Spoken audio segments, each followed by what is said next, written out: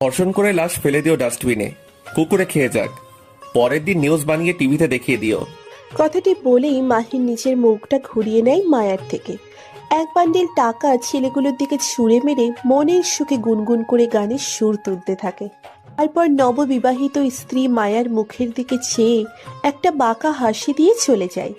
আর এদিকে ছেলেগুলোর মধ্যে টাকার বান্ডিল নিয়ে কাড়াকাড়ি চলে। এই সুযোগে মায়া কোনো মতে সেখান থেকে পালাতে চায়। মায়া সুযোগ বুঝেই ছুটতে শুরু করে। ছুটতে ছুটতে মেইন রোডে এসেই একটা গাড়ির সামনে দাঁড়ায়। সামনে তাকিয়ে দেখে গাড়ির ভেতরের মানুষটাকে, যাকে দেখে মায়ার চোখ দুটো রক্তবর্ণ ধারণ করেছে। রাগের বশে রাস্তার সাইড থেকে বড়সড় একটা ইট উঠিয়ে গাড়ির সামনের গ্লাসে ছুঁড়ে মারে। মুহূর্তেই মানুষের ভিড় জমতে থাকে। গাড়ির গ্লাস ভাঙার শব্দে রাস্তার সব লোকজন ছুটে আসে। ততক্ষণে গাড়ির ভেতরের মানুষটাও নেমে মায়ার সামনে এসে দাঁড়ায়। ওই, আপনি না আমায় বিয়ে করেছিলেন, নিজের বউকে কেউ পাচার করে দেয়? মাহিরের শেরওয়ানির কলারটা টেনে ধরে বলে মায়া। মাহির এদিকে ওদিকে তাকিয়ে আশেপাশের মানুষগুলোকে দেখে। মায়া, আসলে আমি লোকজনের মাঝে কিছু বলতে পারে না, শুধুই আমতা আমতা করে যায় মাহির। ফাইট! যদি আর একটা কথা বলেছেন তো এই হাত দেখেছেন, ঘুষি দিয়ে আপনার নাক ফাটিয়ে দিব। মায়া, কিসব বলছো? ওই, খারাপ কি বলেছি আমি? সবাই দেখছে কিন্তু মায়া, এইরকম করলে কিন্তু আমি তোমার সাথে সংসার করতে পারবো না। আরে আরে, আপনি কি সংসার করবেন আমার সাথে? আমি আপনাকে ডিভোর্স দিতাম। আর যখন আপনার আসল রূপটা দেখিয়েই দিলেন, তখন আর কোনো বাধা নেই। মানে বোঝেন নাই? আমার স্বপ্নের নায়ক আমার জন্য অপেক্ষা করছে। যত তাড়াতাড়ি সম্ভব আমাকে আপনি মুক্তি দিন। তুমি কি অন্য কাউকে? ঠিক ধরেছেন, আমি অন্য কাউকে ভালোবাসি। কাকে? জানি না, তারে আমি চোখে দেখিনি। সে কেমন কথা? মায়া কিছু বলতে যাবে তার আগেই মাহিরের ফোনটা বেজে ওঠে। মাহির হাত উঁচু করে মায়াকে থামিয়ে দিয়ে ফোনটা রিসিভ করে। হ্যালো মীরামা, বলো। হ্যাঁ আসছি তোমাদের বৌমাকে নিয়ে। রাস্তায় খুব জ্যাম বেঁধেছে, তাই একটু দেরি হচ্ছে। মায়া ফোনটা মাহিরের হাত থেকে কেড়ে নিয়ে নিজের কানের কাছে ধরে। ওই, কে আপনি? এই লোকটা আপনাকে মিথ্যে বলছে। কোনো জ্যাম ট্যাম বাঁধেনি রাস্তায়। আমি ওর বউ। সাথে সাথে মাহির ফোনটা মায়ার হাত থেকে কেড়ে নিয়ে সুইচ অফ করে গাড়ির মধ্যে ফেলে দেয়। তোমার মাথায় কি কোনো বুদ্ধি নেই? কখন কি বলতে হয় সেটাও জানো না? মাহির আশেপাশের মানুষগুলোর দিকে তাকিয়ে বলে, এখানে সবকিছু ঠিক আছে, আপনারা যেতে পারেন। আসলে এই মেয়েটা একটা পাগলি। ওই, আপনি আমাকে পাগলি বললেন? মাহিরের কথায় মায়ার এই প্রতিউত্তর শুনে রাস্তার সব মানুষজন অট্টহাসিতে মেতে উঠেছে। কেমন যেন ফ্রিতে বিনোদন নিচ্ছে সবাই। সকলের এমন হাসি দেখে মায়াও নিশ্চুপ হয়ে যায়। চুপচাপ গোমরা মুখ করে কাঁপা কাঁপা ঠোঁটে হাতের আঙুলের নখগুলো কামড়াতে থাকে।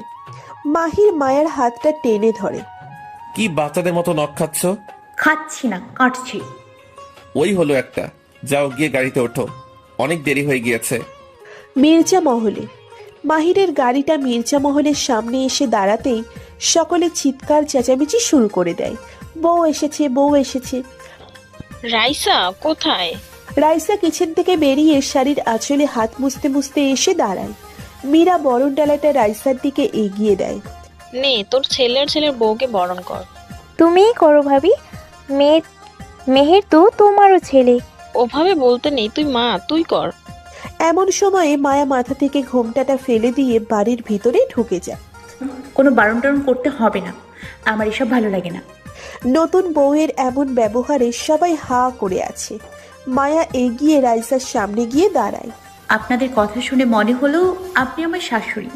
কিছু মনে করবেন না মা, এসব বরণ টরণ ইসলামের স্বীকৃতি দেয় না, তাই আমি এটা করতে দিতে পারি না। যদি আপনাদের কষ্ট লেগে থাকে আমাকে ক্ষমা করে দিয়েন।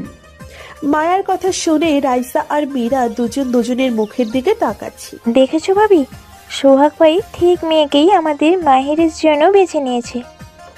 তাই তো দেখছি, এতদিনে উনি একটা কাজের কাজ করেছে।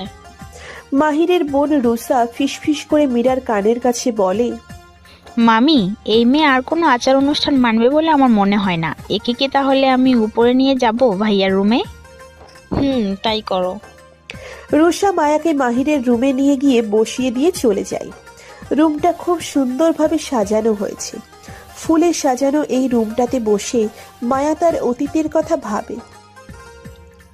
কতটা স্বপ্ন ছিল মায়ার বিয়ের পরের এই প্রথম রাতটাকে নিয়ে, অজানা সেই মানুষটাকে নিয়ে, যাকে একবার দেখার জন্য মায়া অনেক চেষ্টা করেছে কিন্তু পারেনি। হঠাৎ দরজার আওয়াজে মায়া কেঁপে ওঠে। কে? ভূত। ফাজলাম করেন? মায়া বালিশটা মাহিরের দিকে ছুঁড়ে মেরে বলে, যান বেলকুনিতে গিয়ে ঘুমান। ভালো জোকস। এটা জোকস না, সত্যি। কথাটা বলে মায়া উঠে এসে মাহিরকে ঠেলতে ঠেলতে ব্যালকনিতে নিয়ে দরজাটা রুমের মধ্যে থেকে বন্ধ করে দেয়। কিছুক্ষণ পর খুব বাড়াবাড়ি হয়ে যাচ্ছে কিন্তু মায়া, আমার ঠান্ডা লাগছে, তাড়াতাড়ি দরজাটা খোলো। মায়া মাহিরের কথা কানেই নিচ্ছে না, বালিশে মুখ গুজে শুয়ে আছে। ভালোই তো, ইসলামের আচার শিখাচ্ছিলে সবাইকে। স্বামীকে কষ্টে রাখা তোমার কোন ইসলাম অনুমতি দেয় একটু বোঝাবে? মায়া কানের উপর নিজের হাতটা চেপে ধরে রাখে। উফ, আপনার বকবকানি বন্ধ করবেন, আমাকে ঘুমোতে দিন। আমাকে এই ঠান্ডায় বাইরে রেখে তুমি ঘুমাবে? আমি কিন্তু এবার চিৎকার করব। মায়া উঠে গিয়ে দরজার কাছে দাঁড়িয়ে দরজাতে দুটো টোকা দেয়। চিৎকার করবেন? করেন চিৎকার, আমিও বলবো আপনি আমাকে পাচার করতে চেয়েছিলেন। এটা কিন্তু ব্ল্যাকমেইল হচ্ছে। হোক, যতদিন না আমাদের ডিভোর্স হয় আপনি বেলকুনিতেই ঘুমাবেন, আর এটাই আপনার শাস্তি। মায়া ঘুরে গিয়ে আবার বিছানায় এসে শুয়ে পড়ে। কানে হেডফোন আর সেই মানুষটার অপেক্ষা, কখন সে আসবে আর তাকে শুনবে। না, আজ সে আসেনি। মোবাইল ফোনের রিংটোনের শব্দে মাহিরের ঘুম ভাঙে। ঘুম ঘুম চোখ নিয়ে ফোনের স্ক্রিনের দিকে তাকিয়ে দেখে স্নিগ্ধার 7টা মিসড কল। মাহির ঝটপট করে উঠে স্নিগ্ধাকে ফোন করতে থাকে, আর স্নিগ্ধা বারবার কেটে দেয়। এই রে, খুব রেগে গেছে বোধ হয়, এবার কি যে করি। কি ব্যাপার, কাকে ফোন করা হচ্ছে? গার্লফ্রেন্ড নাকি? মাহির পিছনে তাকিয়ে দেখে মায়া দরজার সাথে হেলান দিয়ে খুব ভাব নিয়ে কথাটা বলছে।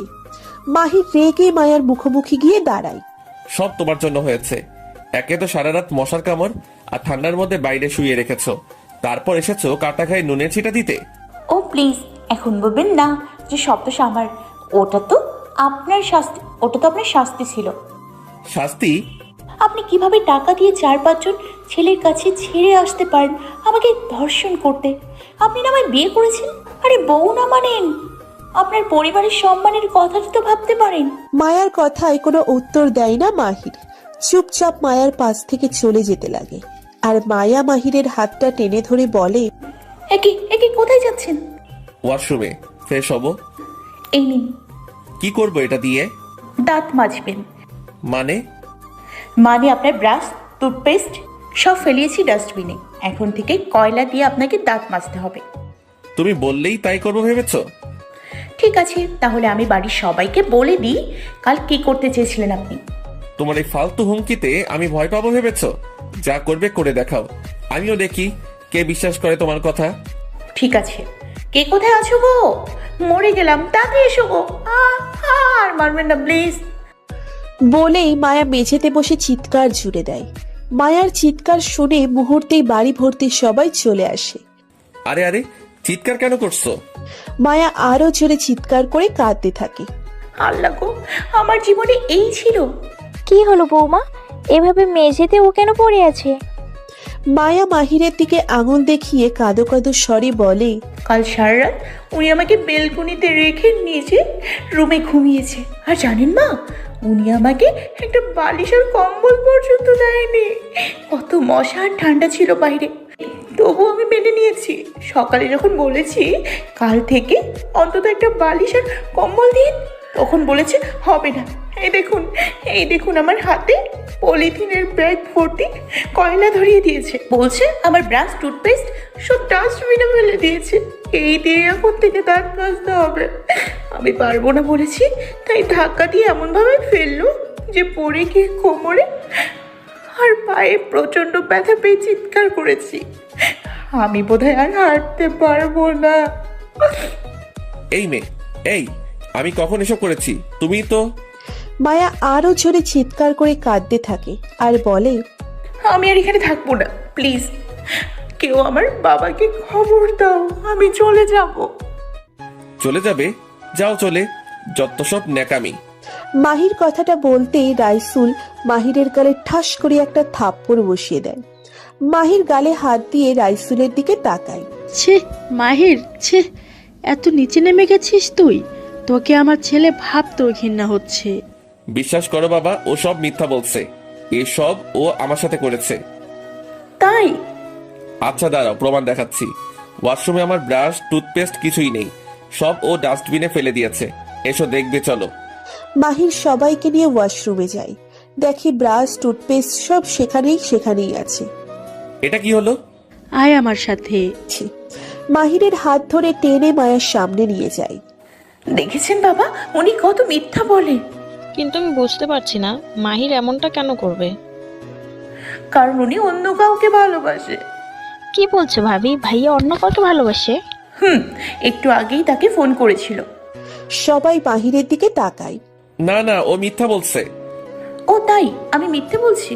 বলুন, আপনার মায়ের মাথায় হাত রেখে বলুন যে আপনার গার্লফ্রেন্ডকে সকালে ফোন দিয়েছিলেন না। রাইসা এসে মাহিরের হাতটা নিয়ে নিজের মাথায় রাখে। এবার বল, বৌমা যা বলছে তা কি সত্যি? মা, ওর কথা তুমি শুনো না। আমি শুধু জানতে চাই হ্যাঁ কি না। মাহির আস্তে করে রাইসার মাথা থেকে হাতটা নামিয়ে নেয়। মাহিরের নীরবতা রাইসাকে বুঝিয়ে দেয় মায়া যা বলেছে সব সত্যি।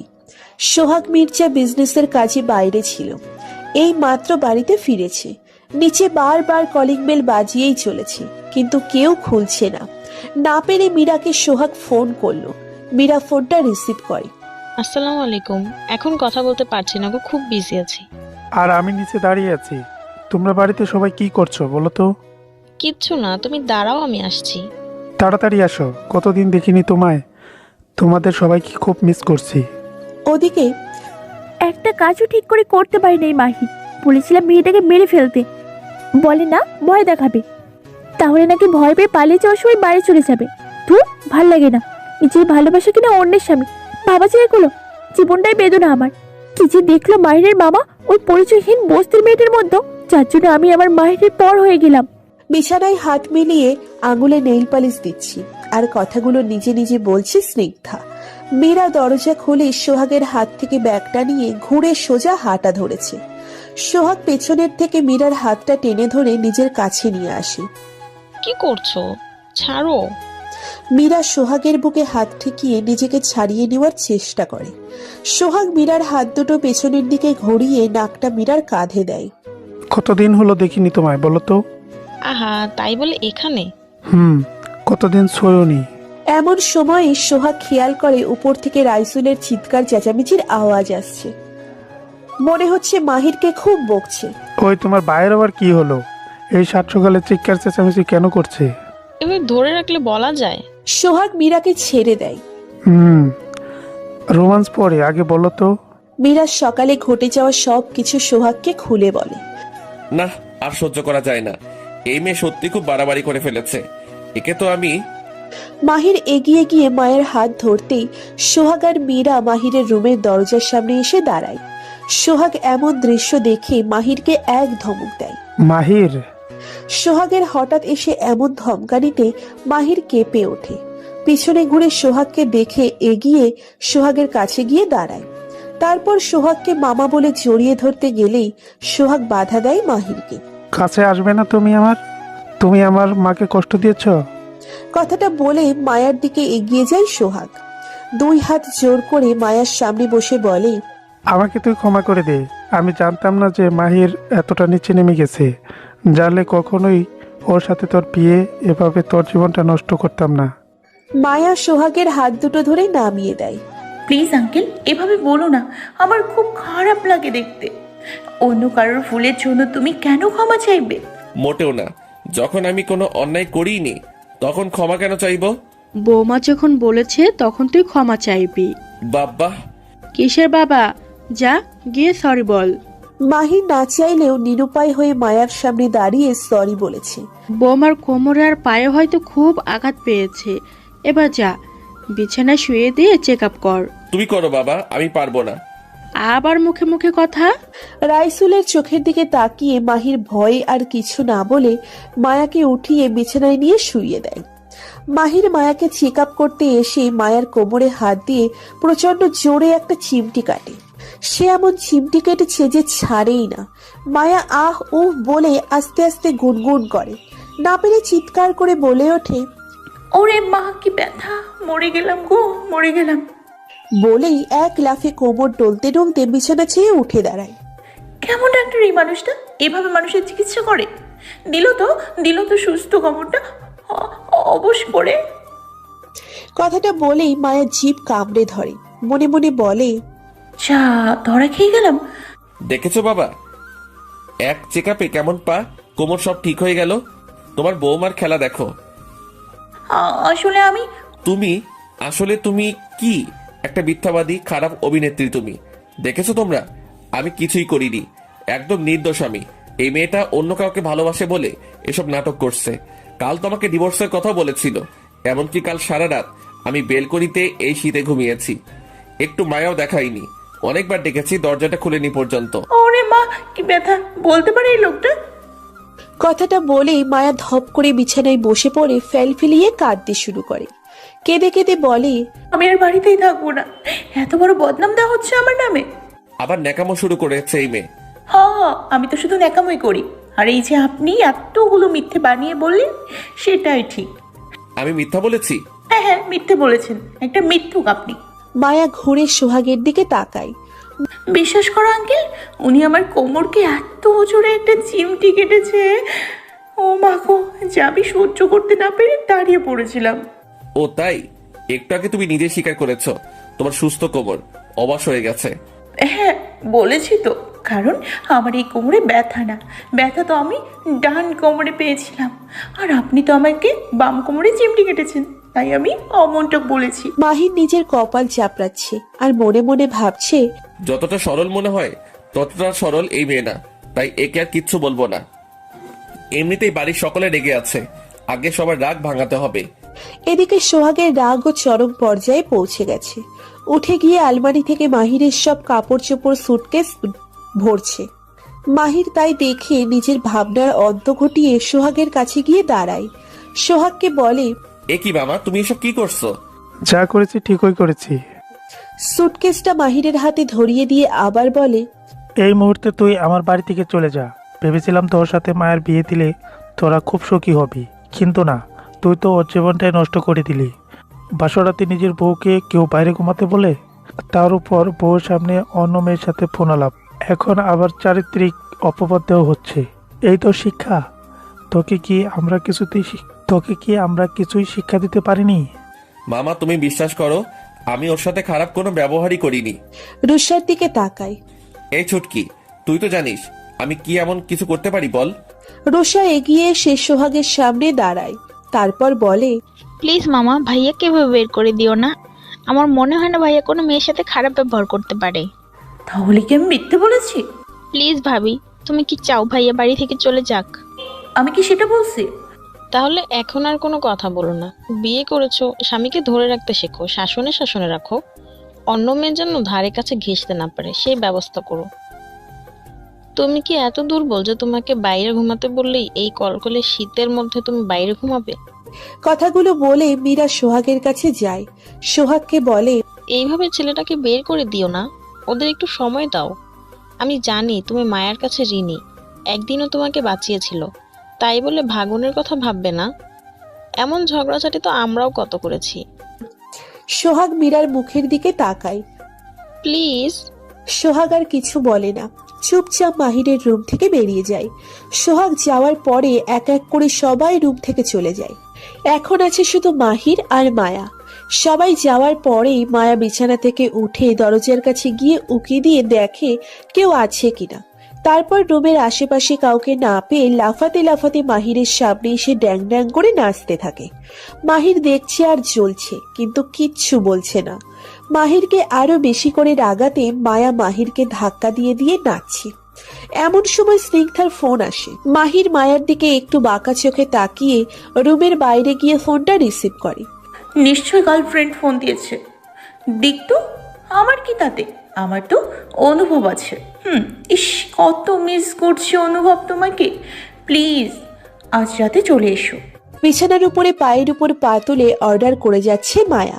আর মাহির মায়ের কথা মতো যা যা চাইছে তাই তাই করছে, কারণ আর কোনো উপায় নেই মাহিরের কাছে। সোহাগের কড়া নির্দেশ, মায়া সুস্থ না হওয়া পর্যন্ত মাহির এক বিন্দুও মায়ের কাছ থেকে সরতে পারবে না। এখন গিয়ে আমার জন্য স্যুপ তৈরি করে নিয়ে আসুন। অসুস্থ অবশ্যই স্যুপ খেতে হয়, জানেন না? তুমি যে কতটা অসুস্থ তা তুমিও জানো, আর আমিও জানি। এখনো সময় আছে, তোমার এসব বন্ধ করো। আরে থামেন আপনি, একে তো বিয়ে করে জীবনটা শেষ করে দিয়েছেন, তার উপর লেকচার দিচ্ছেন। আমি শেষ করেছি তোমার জীবন, নাকি তুমি আমার জীবনে এত অশান্তি বয়ে এনেছো? দেখুন, অত শত বুঝি না। আমি আপনার কাছে ডিভোর্স চাই, আর যদি সহজে না দিয়েছেন তাহলে এইভাবে জ্বালাবো আপনাকে।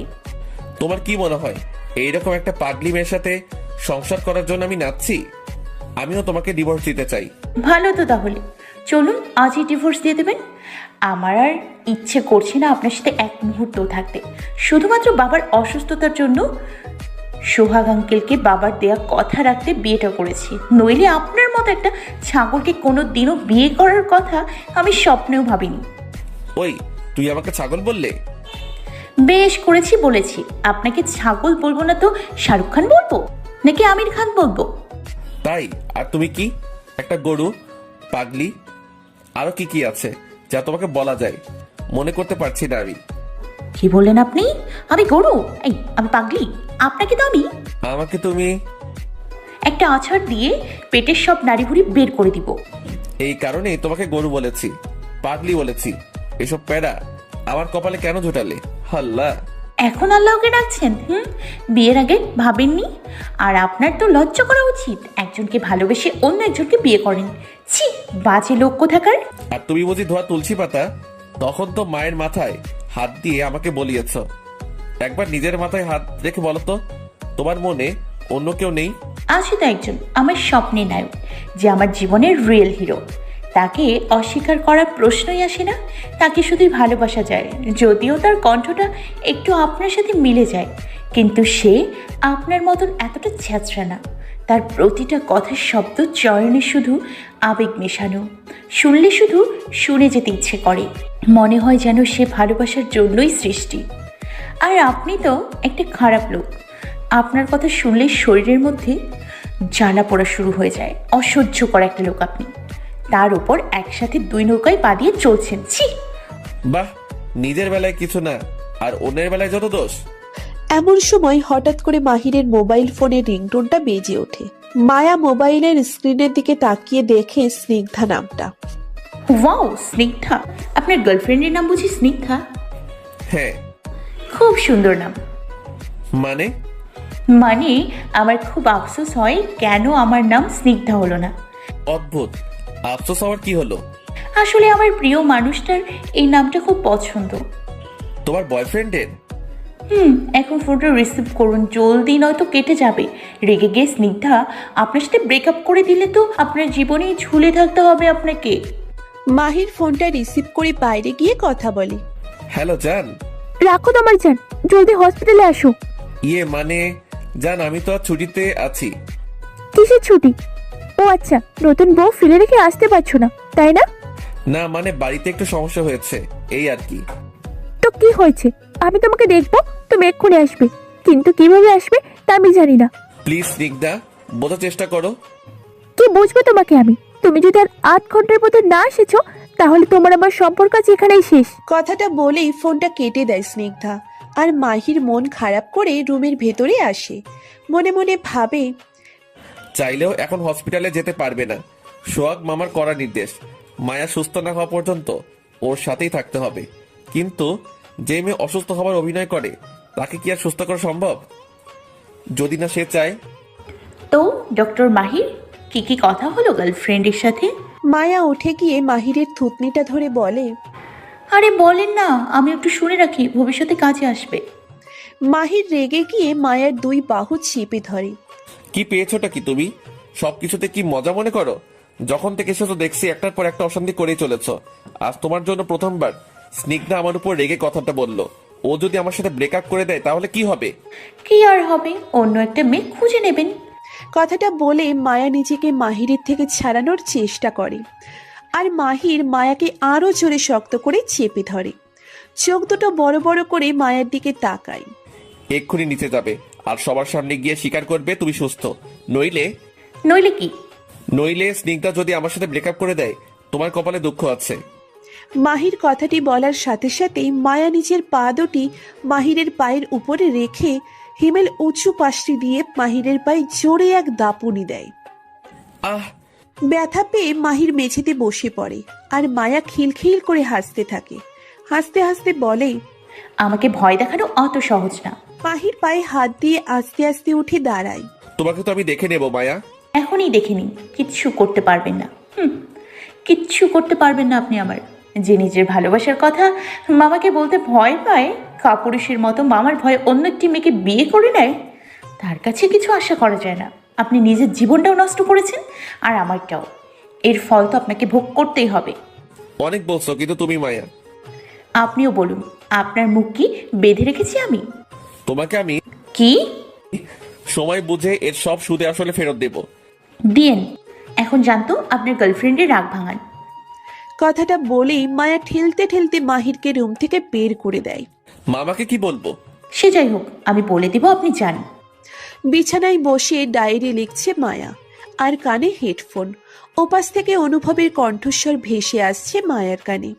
কারণ যেদিন থেকেই অনুভবকে প্রথম শুনেছে, সেদিন থেকে তার বলা প্রত্যেকটা কথাই মায়া লিখে রাখে। আর মন খারাপের সময় ডায়েরির পাতাগুলো খুলে অনুভবের বলা কথাগুলো বিচরণ ঘটায়, যা শুনলেই মায়ের মন ভালো হয়ে যায়। কোনো এক ঝুম বর্ষায় একগুচ্ছ কদম ফুল হাতে দাঁড়িয়ে তুমি আমার অপেক্ষায়। দমকা বাতাস, নির্জলতার আভাস, টিনের জলের টুপটাপ শব্দ, আর হঠাৎ মেঘের গর্জনে তোমার আমার আরও কাছে আসা সেই অনুভূতির আত্মসমর্পণ, যা আলতো স্পর্শে পূর্ণতা এনে দেয় মুহূর্তকে। কথাগুলো রেডিওতে বলছে অনুভব, আর মায়া তার ডায়েরির পাতায় লিখে রাখছে। মায়ার খুব ইচ্ছে যেদিন অনুভবের সাথে দেখা হবে, সেদিন এই ডায়েরিটা অনুভবকে দেখাবে আর বলবে কতটা ভালোবাসে তাকে। এমন সময়ে রুষা এসে রুমের দরজায় নক করে। মায়ার কানে হেডফোন থাকায় মায়া খেয়াল করে না। রুষা ভাবি ভাবি করতে করতে রুমের মধ্যে ঢুকে যায়, আর আচমকা রুষাকে আসতে দেখে মায়া বিছানা ছেড়ে উঠে দাঁড়িয়ে বলে ওঠে, কে? মায়ার খেয়াল নেই যে অসুস্থতার অভিনয় করছে। মায়াকে দাঁড়ানো অবস্থায় দেখে রুষা মায়ের সামনে আসে। একটু হাসি মুখ করে মায়ের কাছে জানতে চায়, এ কি ভাবি, তোমার পা আর কোমরের ব্যথা সেরে গেছে? না। ও আচ্ছা, আমি ভাবলাম বোধহয় সেরে গেছে। আরে না, একটু উঠে দাঁড়াবার চেষ্টা করছি, এই আর কি। কিছু বলবে তুমি? অনেক রাত হয়েছে। তোমার খাবারটাকে উপরে নিয়ে আসবো নাকি ভাইয়া আসলে? না, এখনই নিয়ে এসো, আমার খুব ক্ষুধা লেগেছে। আচ্ছা ঠিক আছে, বলে রুষা চলে যায়। আর মায়া মনে মনে ভাবে, এ বাড়িতে প্রত্যেকটা মানুষই কত ভালো, শুধু এই ছ্যাঁচড়া মাহিরটা বাদে। কিছুক্ষণ পর রুষা এসে খাবার দিয়ে গেলে মায়া খেয়ে নেয়। তারপর খাওয়ার শেষে ডায়েরিটা জাপটে ধরে ঘুমিয়ে পড়ে। মাঝরাতে মাহির বাড়িতে এসে রুমে গিয়ে দেখে মায়া আজও তোর বিছানায় শুয়ে আছে। মাহির চিন্তায় পড়ে যায়, আজ আবার কোথায় শোবে। এই মেয়ে, এই উঠো।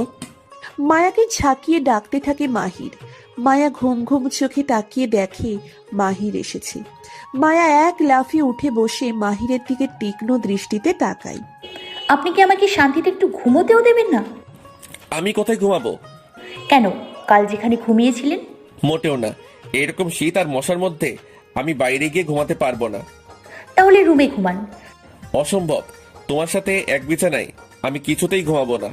আরে যান যান, আপনার সাথে এক বিছানায় কে ঘুমাতে চাইছে? দয়া করছিলাম, চাইলে রুমে যে কোনো এক কোনায় ঘুমোতে পারতেন, কিন্তু শুনলেন না। আমার রুমে তুমি আমায় দয়া দেখাও? হ্যাঁ দেখাই, কারণ এখন এটা আমার রুম। যতদিন ডিভোর্স না দিচ্ছেন ততদিন আমি এখানে যা খুশি তাই করব। দেখো মেয়ে, আমি অত শত বুঝি না। আজ আমি আমার বিছানায় ঘুমাবো, তাই জানি। কথাটা বলেই মাহির মায়াকে বিছানা থেকে নামিয়ে মেঝেতে বসিয়ে দিয়ে নিচে গিয়ে বিছানায় শুয়ে দুই পায়ে দুদিকে টান টান করে মেলিয়ে দেয়। মায়া মাহিরকে অনেক চেষ্টা করে হাত পা টানা হেঁচড়া, কিল ঘুষি, কাতুকুতু, মারধর যা করার করে দেখে, কিছুতেই বিছানা থেকে নামাতে পারে না। তারপর নিজেই ক্লান্ত হয়ে মেঝেতেই বসে কাটিয়ে দেয় সারা রাত। সকালের দিকে মায়ের মাথায় একটা দুষ্টু বুদ্ধি ভর করে। কিছু একটা ভেবে মাহিরের বিছানায় এক জগ পানি ঢেলে দেয় মায়া। তারপর চিৎকার জুড়ে দেয়। মায়ার চিৎকার শুনে মাহির ধর পড়িয়ে বিছানা ছেড়ে উঠে পড়ে। কি হয়েছে, কি হয়েছে? ছি ছি ছি ছি ছি ছি। ওই মেয়ে, ছিচি করছো কেন? তো কি করব, এমন একটা কাজ আপনি করতে পারলেন? কেমন কাজ, কি করেছি আমি? বুঝতে পারছেন না? তারপর মায়া মাহিরের মাথাটা বিছানার ভিজে অংশটুকুর দিকে ঘুরিয়ে দেয়। দেখুন দেখুন কি করেছেন। মাহির ভিজে অংশটায় হাত দিয়ে দেখে জায়গাটা ভেজা। এবার নিজের প্যান্টে হাত দিন। মাহির প্যান্টে হাত দিয়ে দেখে প্যান্টটাও ভেজা। আপনি বিছানায় ইয়ে করেছেন, ছি। কি বললে তুমি? ঠিকই বলেছি, আপনি আপনি ইয়ে করেছেন। এই এই এই বয়সে বিছানায় দাঁড়ান, সবাইকে বলতে হবে। বুঝেছি, এইসব তোমারই কারসাজি। রাতে বিছানায় ঘুমাতে দেয়নি, এজন্য এসব করেছো, তাই না? তোমাকে তো আমি। বলেই মাহির মায়াকে ধরতে যায় আর মায়া ছুট লাগায়। ছুটতে ছুটতে ওয়াশরুমের মধ্যে চলে আসে মায়া, আর মাহির মায়ের পিছু পিছু ছুটে আসে। দেখুন, কাছে আসবেন না একদম আমার। কে শোনে কার কথা? মাহির সামনে আগাতে থাকে আর মায়া পিছাতে থাকে। মাহির যত আগায় মায়া তত পিছায়। তারপর মায়া গিয়ে দেয়ালের সাথে বেঁধে যায়। এবার মাহির মায়ার খুব কাছে চলে আসে। মায়ার দুই পাশে মাহির এমনভাবে হাত রাখে যে মায়া বেরই হতে পারে না। আমি কিন্তু চিৎকার করব। কথাটা বলেই মায়া তাকিয়ে দেখে মাহিরের মুখটা তার খুব কাছে চলে এসেছে। মাহিরের নিঃশ্বাসগুলো মায়ার মুখে পড়ছে। মায়া খিচে নিজের চোখ দুটো বন্ধ করে নেয়। তারপর ঠাস একটা চর বসিয়ে দিয়ে মাহির মায়ার থেকে দূরে সরে যায়।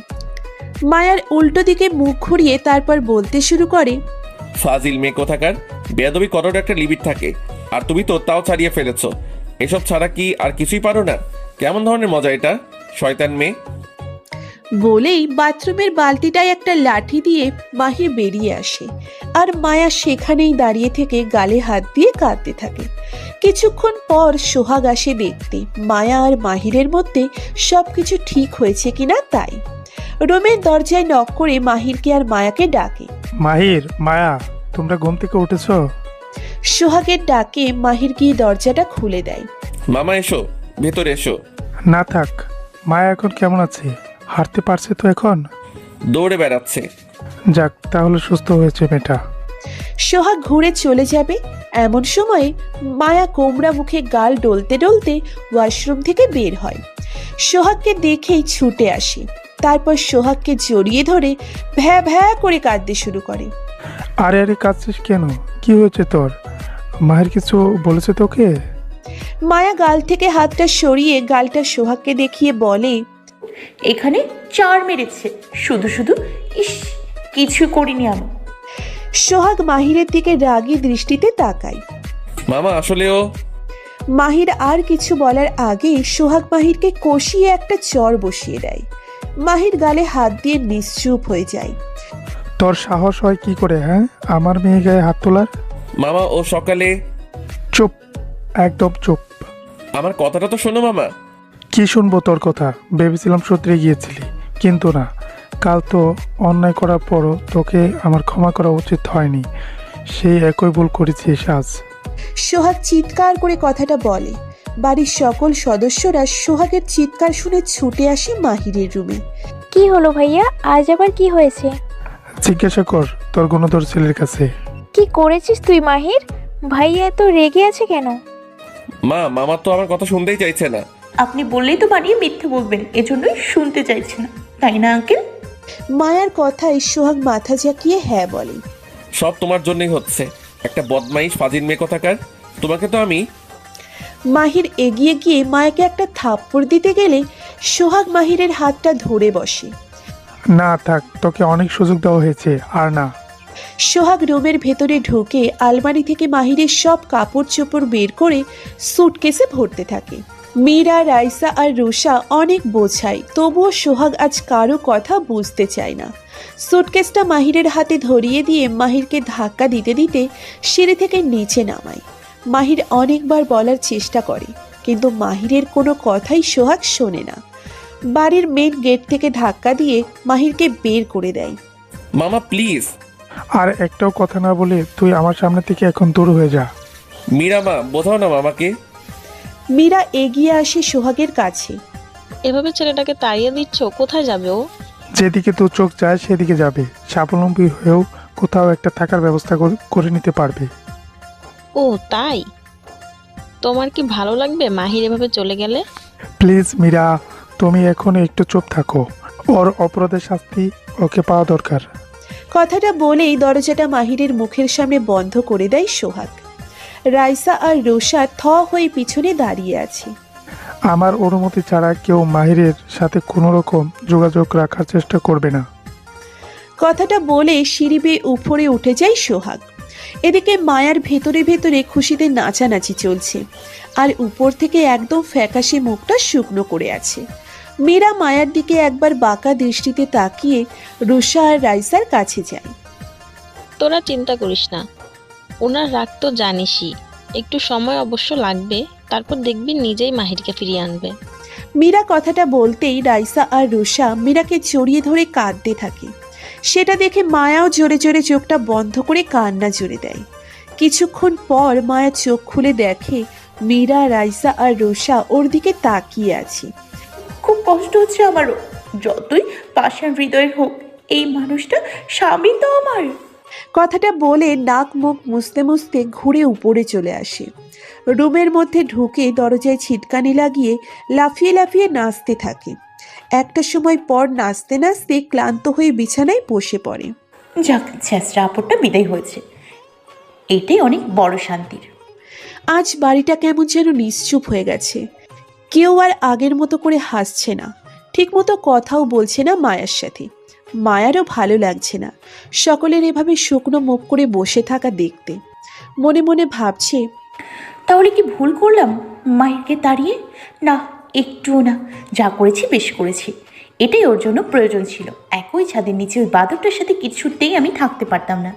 তাছাড়াও বাবার শরীরটা এখন ভালো না, এই অবস্থায় যদি বলি এই মাহিরের সাথে আমি থাকতে চাই না, তাহলে হিতে বিপরীত হতে পারে। তাই আমাকে বাবার সুস্থ হওয়া অবধি অপেক্ষা করতে হবে। আর মাহিরও তো স্নিগ্ধাকে ভালোবাসে, ওদেরকে এক করে ফেলতে পারলেই হলো, তারপর আমি চলে যাবো বাড়ি থেকে। ওদিকে মাহির গিয়ে তার বন্ধু আবিরের বাড়িতে উঠেছে। এত তাড়াতাড়ি একটা বাসা ঠিক করাও খুব কষ্টের, তাই আবির রাস্তায় মাহিরকে দেখতে পেয়ে অনেক জোর করায় মাহির আর না করতে পারেনি, চলে এসেছে আবিরের সাথে। দোস্ত, আমার বাড়িটা খুব ছোট, তুই এখানে থাকতে পারবি তো? আরে কেন পারবো না, তুই যদি পারিস তাহলে আমিও পারবো। আবির একটা মুচকি হাসি দিয়ে মাহিরের সুটকেস থেকে কাপড়গুলো বের করে আলমারিতে গোছাতে থাকে। রাখ, আমি করে নেব। একটা কথা জিজ্ঞেস করবো মাহির? কাপড়গুলো গোছাতে গোছাতে বলে আবির, কি? বিয়ের একদিন পর এভাবে বউ রেখে বাড়ি থেকে চলে আসলি, এটা কি ভালো হলো? মাহির কোনো কথা বলে না। মনে মনে ভাবে এই সব কিছু মায়ার জন্যেই হয়েছে, কিছুতেই মায়াকে ক্ষমা করা যাবে না। আবির ঝাঁকিয়ে আবার জিজ্ঞেস করে মাহিরের কাছে। মাহির কি বলবে বুঝে উঠতে পারে না। এমন সময় স্নিগ্ধার ফোন আসে, যার জন্য মাহির আবিরের কথাটা এড়িয়ে বাইরে গিয়ে স্নিগ্ধার ফোনটা রিসিভ করে। ঘড়ির কাঁটায় রাত 3টে ছুঁই ছুঁই। বিছানায় শুয়ে চোখটা বন্ধ করে রেডিওতে অনুভবকে শুনছে মায়া, কিন্তু আজ আর ডায়েরিতে লিখছে না, শুধু শুনে যাচ্ছে। আর অনুভবের প্রত্যেকটা কথাই বারবার মাহিরকে অনুভব করছে। মায়ার কেমন যেন নিস্তব্ধ লাগছে রুমটা। মায়া কালও এই সময় রুমটার মধ্যে মাহিরের সাথে অনেক ঝগড়া করেছে, আর আজ মাহির নেই। ভাবতেও কেমন লাগে। মায়া নিজেই নিজেকে বলছে, না মায়া, এটা মায়া নয়, অনুতাপ। না, এটা মায়া, এটা মায়া না, এটা অনুতাপ। সত্যি ভুল করে ফেলেছিস তুই। ঠিক সেই সময়ে মায়ার কানের হেডফোনটার ওপাশ থেকে একটা কথা বলে ওঠে, মন খারাপ থাকলে তাই করো যেটা করলে তুমি ভালো থাকো। মায়া শোয়া ছেড়ে উঠে বসে আর ভাবে, অনুভবের কথায় লজিক আছে। সত্যি বাদরটার সাথে একটু বেশি বাড়াবাড়ি করে ফেলেছি। না জানি কোথায় আছে, কি খেয়েছে কিনা, কিছু খেয়েছে কিনা, একটু ফোন করে দেখি। মায়া বারবার ডায়াল কলে গিয়ে মাহিরের ফোন নাম্বার উঠাচ্ছে আর কাটছে, ভাবছে ফোনটা করবে কিনা। অনেক ভেবে এইবার সাহস করে মাহিরকে কল দেয়, আর মাহির কলটা বাজার সঙ্গে সঙ্গে কেটে দেয়। মাহিরের এমনটা কলটা কেটে দেওয়াতে মায়া রেগে ফোনটা দূরে ছুঁড়ে মারে। এত বড় সাহস, আমার কল কেটে দেয়। ঠিক করেছি, চেষ্টাটাকে বিদায় করে যা, ফোন করবো না, থাক তুই তোর মতন। কিছুক্ষণ পর মাহির মায়াকে কল ব্যাক করে।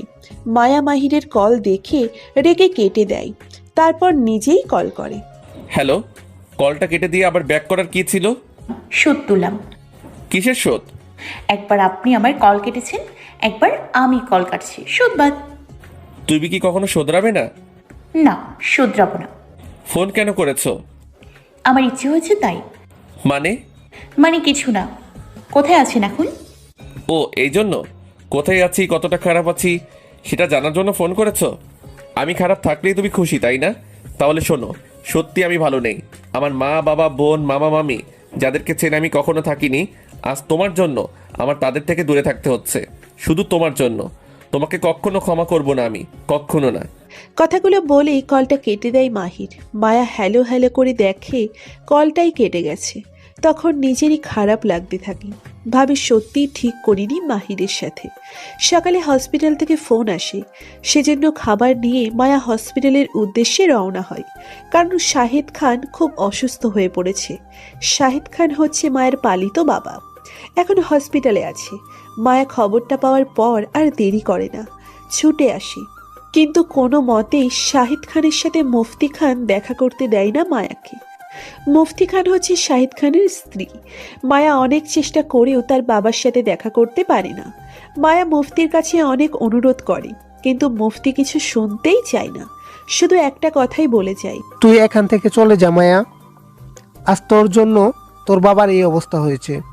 মানুষটা সারাক্ষণ শুধু তোকে নিয়ে চিন্তা করে, আর তুই কি তোর বাবার কথা একটু ভাবিস? আমার ওই ভুল, পর কখনো আপন হয় না। এভাবে আর বলো না, আমার সত্যিই খুব কষ্ট হচ্ছে এখন। কষ্ট হচ্ছে তোর? তাহলে এমনটা কেন করলি তুই? একটা দিনই তো হয়েছে বিয়ে করছিস, আর এর মধ্যে স্বামীকে তার ওই বাড়ি থেকে তাড়িয়ে দিলি। মায়া এতক্ষণে বুঝতে পারল মুফতি কেন তার সাথে এমন ব্যবহার করছে। আবার মনে মনে ভাবছে মা কিভাবে জানলো বাড়ির খবর। এমন সময়ে মায়ের বাবার কেবিন থেকে মাহির বেরিয়ে আসে। মাহির আর মায়া মুখোমুখি হতেই মাহির নিজের চোখ দুটো নিচের দিকে নামিয়ে নেয়। আর এদিকে মুফতিও মায়াকে চলে যেতে বলছে বারবার। মাহিরকে দেখে মায়াও জেদ ধরেছে এবার। সে কোনো মতেই তার বাবাকে না দেখে হসপিটাল থেকে যাবে না। কিছুক্ষণ পর মাহিরকে নীরব দেখে সন্দেহ পেয়ে মাহিরের হাত ধরে টেনে একটু দূরে নিয়ে আসে মায়া। কি করেছেন আপনি? মাহির নিশ্চুপ হয়ে আছে, কোনো কথা বলছে না। মায়া মাহিরকে ঝাঁকিয়ে জিজ্ঞেস করতে থাকে, বলেন কি করেছেন যার জন্য বাবার এই অবস্থা? মায়া, আসলে আমি... মায়া মাহিরের কলারটা টেনে ধরে। বলবেন আপনি?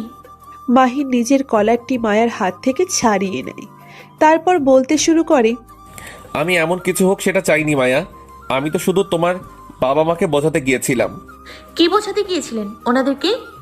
তুমি অন্য কাউকে ভালোবাসো, আর তার সাথে তোমাকে আমার বাড়ি থেকে এনে বিয়ে দিয়ে দিতে। তাছাড়াও তোমার জন্য আমি আমার পরিবার থেকে দূরে থাকতে পারবো না। আমি তোমাকে বিয়ে করেছিলাম সেটাও আমার পরিবারের সাথে থাকবো বলে, আর এই কারণেই আমি আমার মামার আদেশ অমান্য করিনি, বিয়ে করে নিয়েছি। কিন্তু বিশ্বাস করো মায়া, আমি চাইনি তোমার বাবা এতটা অসুস্থ হয়ে পড়ুক।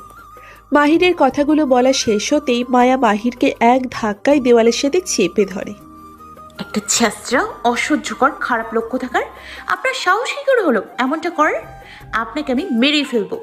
মায়া মাহিনের বুকে আর হাতের কবজিতে বাজ। না, এভাবে আপনার শিক্ষা হবে না। আপনাকে তো আমি...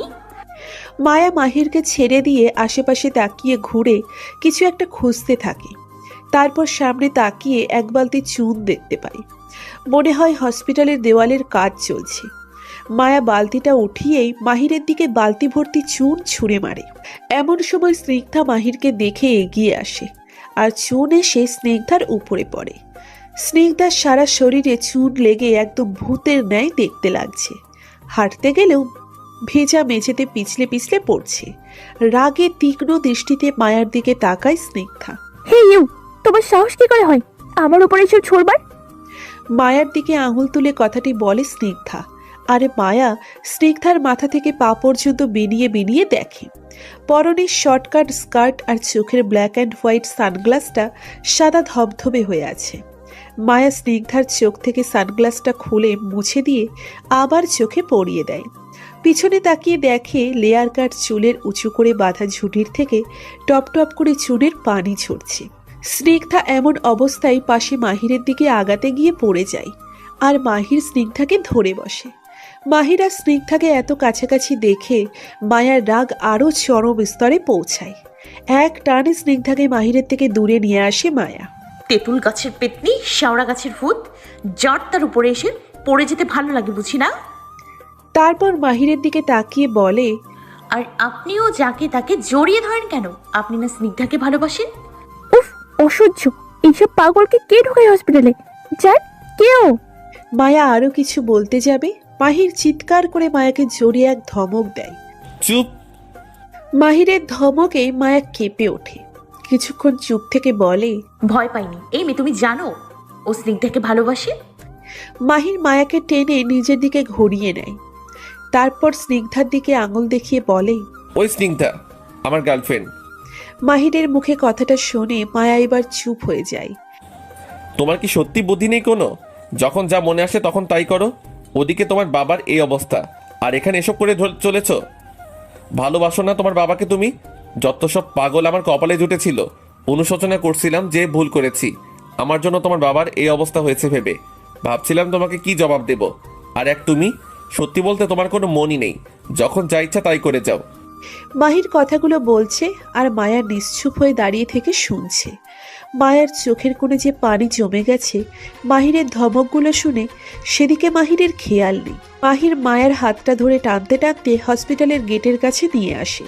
তারপর এক ধাক্কায় মায়াকে হসপিটাল থেকে বাইরে বের করে দেয়। তোমার বাবাকে দেখার কোনো প্রয়োজন নেই, যাও এখান থেকে। মায়া মন খারাপ করে সারাদিন রুমে বসে আছে, নিজেকে বন্দি করে। না কিছু খাচ্ছে আর না কারোর সাথে কথা বলছে। এদিকে সোহাগও মায়াকে জোর করে চলেছে কিছু খেয়ে নেওয়ার জন্য, কিন্তু মায়া সোহাগের কোনো কথাই শুনছে না। মায়েরকে আমি পরে দেখে নেব, সারাদিন কিচ্ছু খাসনি, এখন একটু খেয়ে নে তো মা। মায়ার কিছুই ভালো লাগছে না।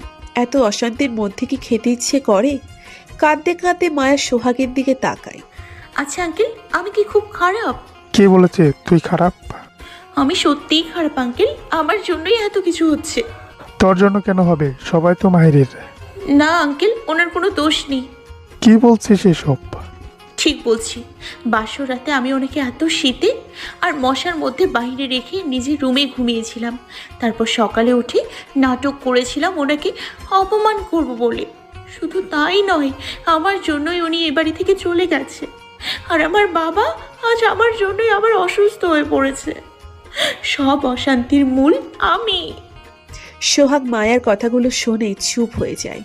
মায়া আবার বলতে শুরু করে, আমার বাবার হার্টের প্রবলেম, উনি হয়তো জানে না সেটা, তাই বাবার কাছে গিয়ে যা ভালো মনে হয়েছে বলেছে। আর বাবা সহ্য করতে না পেরে হার্ট অ্যাটাক। সত্যি তুই অন্যায় করে ফেলেছিস মায়া, তবে এই পরিস্থিতিতে তোকে আমি কিছু বলবো না। তুই তোর ভুলটা যে বুঝতে পেরেছিস, এটা ভেবে তোর প্রতি আমার রাগ থাকলেও ভালো লাগছে। কিন্তু এসব কেন করতে গেলি মা? মায়া কাঁদতে থাকে, কিছুই বলে না। সোহাগ কিছুক্ষণ বসে থেকে রুম থেকে বেরিয়ে যায়। সময়টা রাত 3টে। আজ আর অনুভব আসেনি। মায়া অনেক অপেক্ষা করছিল, ভেবেছিল অনুভবকে শুনলে কিছুটা মন হালকা হবে। মায়ের বলা প্রত্যেকটা কথা আর বাবাকে না দেখতে পারার যন্ত্রণা ভেতর থেকে মায়াকে যেন কুড়ে কুড়ে খাচ্ছে। প্রতিদিনের মতন আজও মায়া ডায়েরি আর পেন হাতে নিয়ে বসেছিল, আর সেই অবস্থাতেই কাঁদতে কাঁদতে বিছানার উপর ডায়েরি রেখে তার উপরে মাথা দিয়ে মেঝেতে বসে ঘুমিয়ে যায়। এদিকে সোহাগ মাহিরের সাথে কথা বলে সব ঠিক করে নেয়। মাহির নিজের ব্যাগপত্র গুছিয়ে আবিরের বাড়ি থেকে আবার মির্জা প্যালেসে চলে আসে। রুমে ঢুকতেই মায়াকে এভাবে ঘুমন্ত অবস্থায় দেখে নিজেরও খারাপ লাগতে থাকে। ভাবে মায়া সব কিছু স্বীকার করে তাকে বাড়িতে ফিরিয়ে এনেছে, তার জন্য একটা ধন্যবাদ দেওয়া উচিত। সেই সাথে সকালের ব্যবহারের জন্য সরিও বলবে। মাহির এটা ভেবে এগিয়ে যায় মায়ার কাছে, এসে বসে। তারপর যেই মায়াকে ডাকতে যাবে, সেই মায়ের হাতের নিচের ডায়েরিটা মাহিরের চোখে পড়ে। মাহির আস্তে করে মায়ের হাতের নিচের ডায়েরিটা হাতে তুলে নিয়ে তার প্রতিটা পাতা উল্টিয়ে উল্টিয়ে পড়তে থাকে, যেখানে শুধুই অনুভবকে নিয়ে লেখা আর অনুভবের বলা প্রত্যেকটা কথা। মাহির ডায়েরিটা নিয়ে পড়ছে, যেখানে শুধুই অনুভবকে নিয়ে লেখা আর অনুভবের বলা প্রত্যেকটা কথার শব্দচয়ন। একটা একটা করে ডায়েরির প্রত্যেকটা পাতা শেষ করে মাহির মায়ার দিকে এক অপলক দৃষ্টিতে তাকিয়ে রয়। এই মায়াকে যেন প্রথমবার দেখছে মাহির। আর কিছু ভাবার ভাষা খুঁজে পাচ্ছে না সে, শুধুই চেয়ে আছে ঘুমন্ত মায়ার মুখপানে। আবার এক অজানা ভালো লাগার সৃষ্টি হচ্ছে মায়ার প্রতি, যেন পুরনো সব ভুল বোঝাবুঝি আর রাগ মুহূর্তেই ভালো লাগাতে পরিণত হচ্ছে। মাহির আস্তে করে মায়ার খুব কাছে এগিয়ে আসে। মায়ার মুখের উপর চলে আসা এলোমেলো চুলগুলো হাতের আলতো স্পর্শে সরিয়ে দিতে মায়ার ঘুম ভেঙে যায়। মায়া কেঁপে উঠে তাকিয়ে দেখে সামনে মাহির দাঁড়ানো। এ কি আপনি? মায়া উঠে দাঁড়িয়ে এক টানে মাহিরের হাত থেকে ডায়েরিটা ছিনিয়ে নেয়। আমার ডায়েরিতে কেন হাত দিয়েছেন? তার আগে বলো তুমি কাকে ভালোবাসো? আমি যাকেই ভালোবাসি তাতে আপনার কি? তুমি জানো আমি স্নিগ্ধাকে ভালোবাসি। হ্যাঁ জানি, আমিও অন্য কাউকে ভালোবাসি। সেই অন্য কেউটাকে যাকে কখনো দেখোনি, যার সম্পর্কে কিছু জানো না তুমি, সেই অনুভব। আপনি কিন্তু আপনার অধিকারের সীমা লঙ্ঘন করছেন। আপনার স্নিগ্ধার ব্যাপারে আমি কি কখনো নাক গলিয়েছি? দয়া করে আমার ব্যাপারে কিছু বলবেন না, তাহলে খুশি হব। কথাটা বলে মায়া বালিশটা নিয়ে রুম থেকে বেরিয়ে যেতে লাগে, আর মাহির মায়ার হাতটা ধরে বসে। হাতটা ছাড়ুন। কোথায় যাচ্ছ? মায়া নিজের হাতটা মাহিরের থেকে ছাড়িয়ে নেয়। বেলকুনিতে আমার জন্য সেদিন আপনি আমার রুমে ঘুমোতে পারেননি, তাই না? আজ আমি চলে যাচ্ছি, আপনি ঘুমান আপনার রুমে। বাইরে খুব ঠান্ডা আর প্রচুর মশা, তোমার কষ্ট হবে ঘুমাতে। যে কষ্ট আমাকে দিয়েছেন তার কাছে এটা কিছুই না।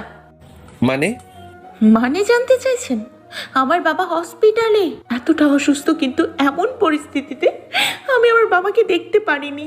আপনি তো ডক্টর, চাইলে কি পারতেন না দেখতে দিতে? মায়া সরি, আমি রেগে গিয়েছিলাম। তুমি স্নিগ্ধার সাথে অমনটা না করলে আমি। থাক, আর কিছু বলবেন না। আমি সত্যিই খুব খারাপ, যার জন্য আমাকে আপনি এইভাবে ঘাড় ধাক্কা দিয়ে বের করে দিয়েছেন হসপিটাল থেকে। তবে খারাপ লেগেছে কিসে জানেন? আমার মা আমার কোনো কথা শুনতে চায়নি। মায়া তুমি যদি চাও কাল সকালে তোমাকে তোমার বাবার কাছে নিয়ে যাব। দরকার নেই, আমার একটা উপকার করবেন। যত দ্রুত সম্ভব আমাকে ডিভোর্স দিয়ে দেন। আমি চাই না আপনারা স্নিগ্ধার মাঝে এভাবে থাকতে। কথাটা বলেই মায়া ব্যালকনিতে চলে আসে।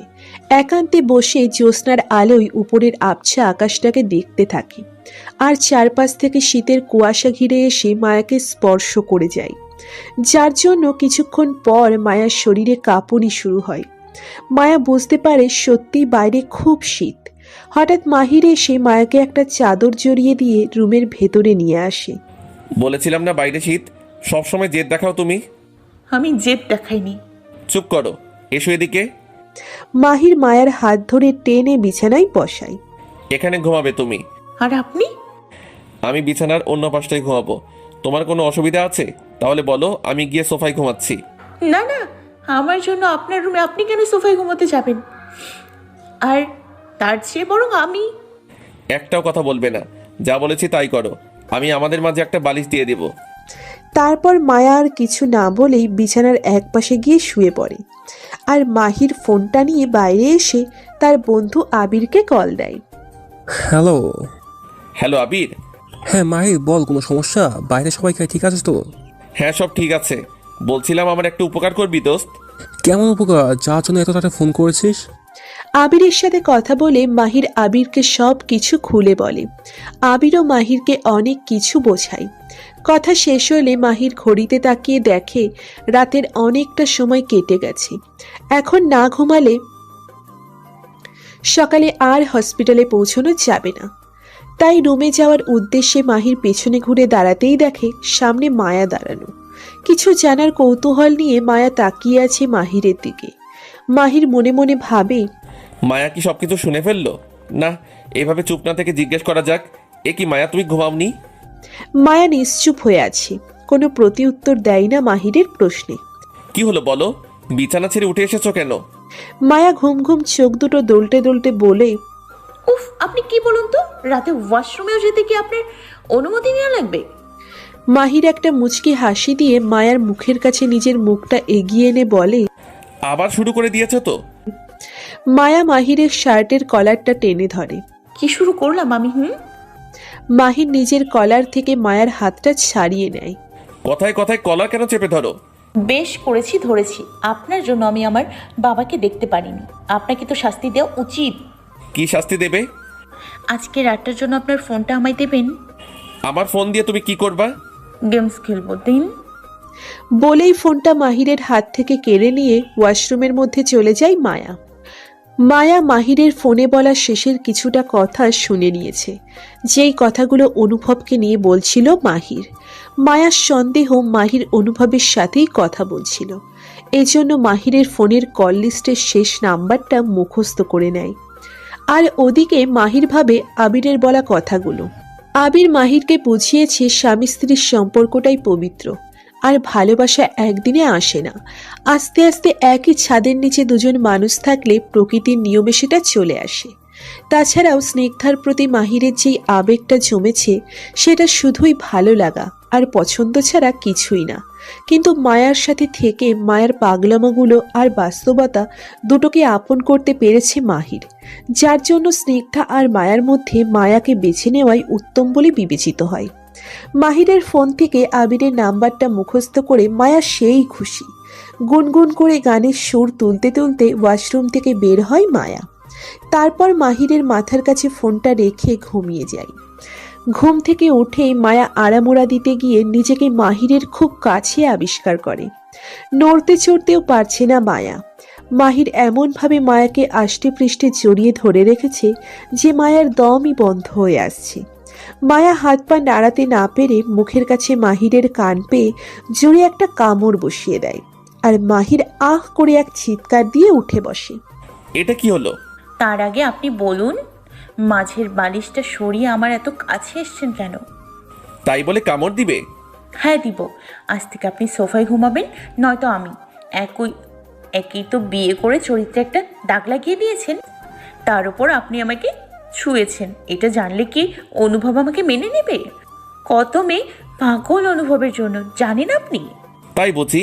সেই কত মেয়ের মধ্যে তোমাকে যে অনুভবে বেছে নেবে তার গ্যারান্টি কি?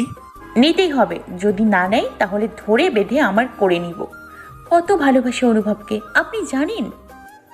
এতটা ভালো কি ওই মেয়েগুলো ওকে বাঁচতে পারবে? তা কতটা ভালোবাসো? ততটা যতটা ভালো একই ছাদের নিচে থেকেও কোনো দম্পতি একে অপরকে ভালোবাসতে পারে না। মায়ার কথা শুনে মাহির একটা মুচকি হাসি দিয়ে বিছানা ছেড়ে উঠে ওয়াশরুমে চলে যায়।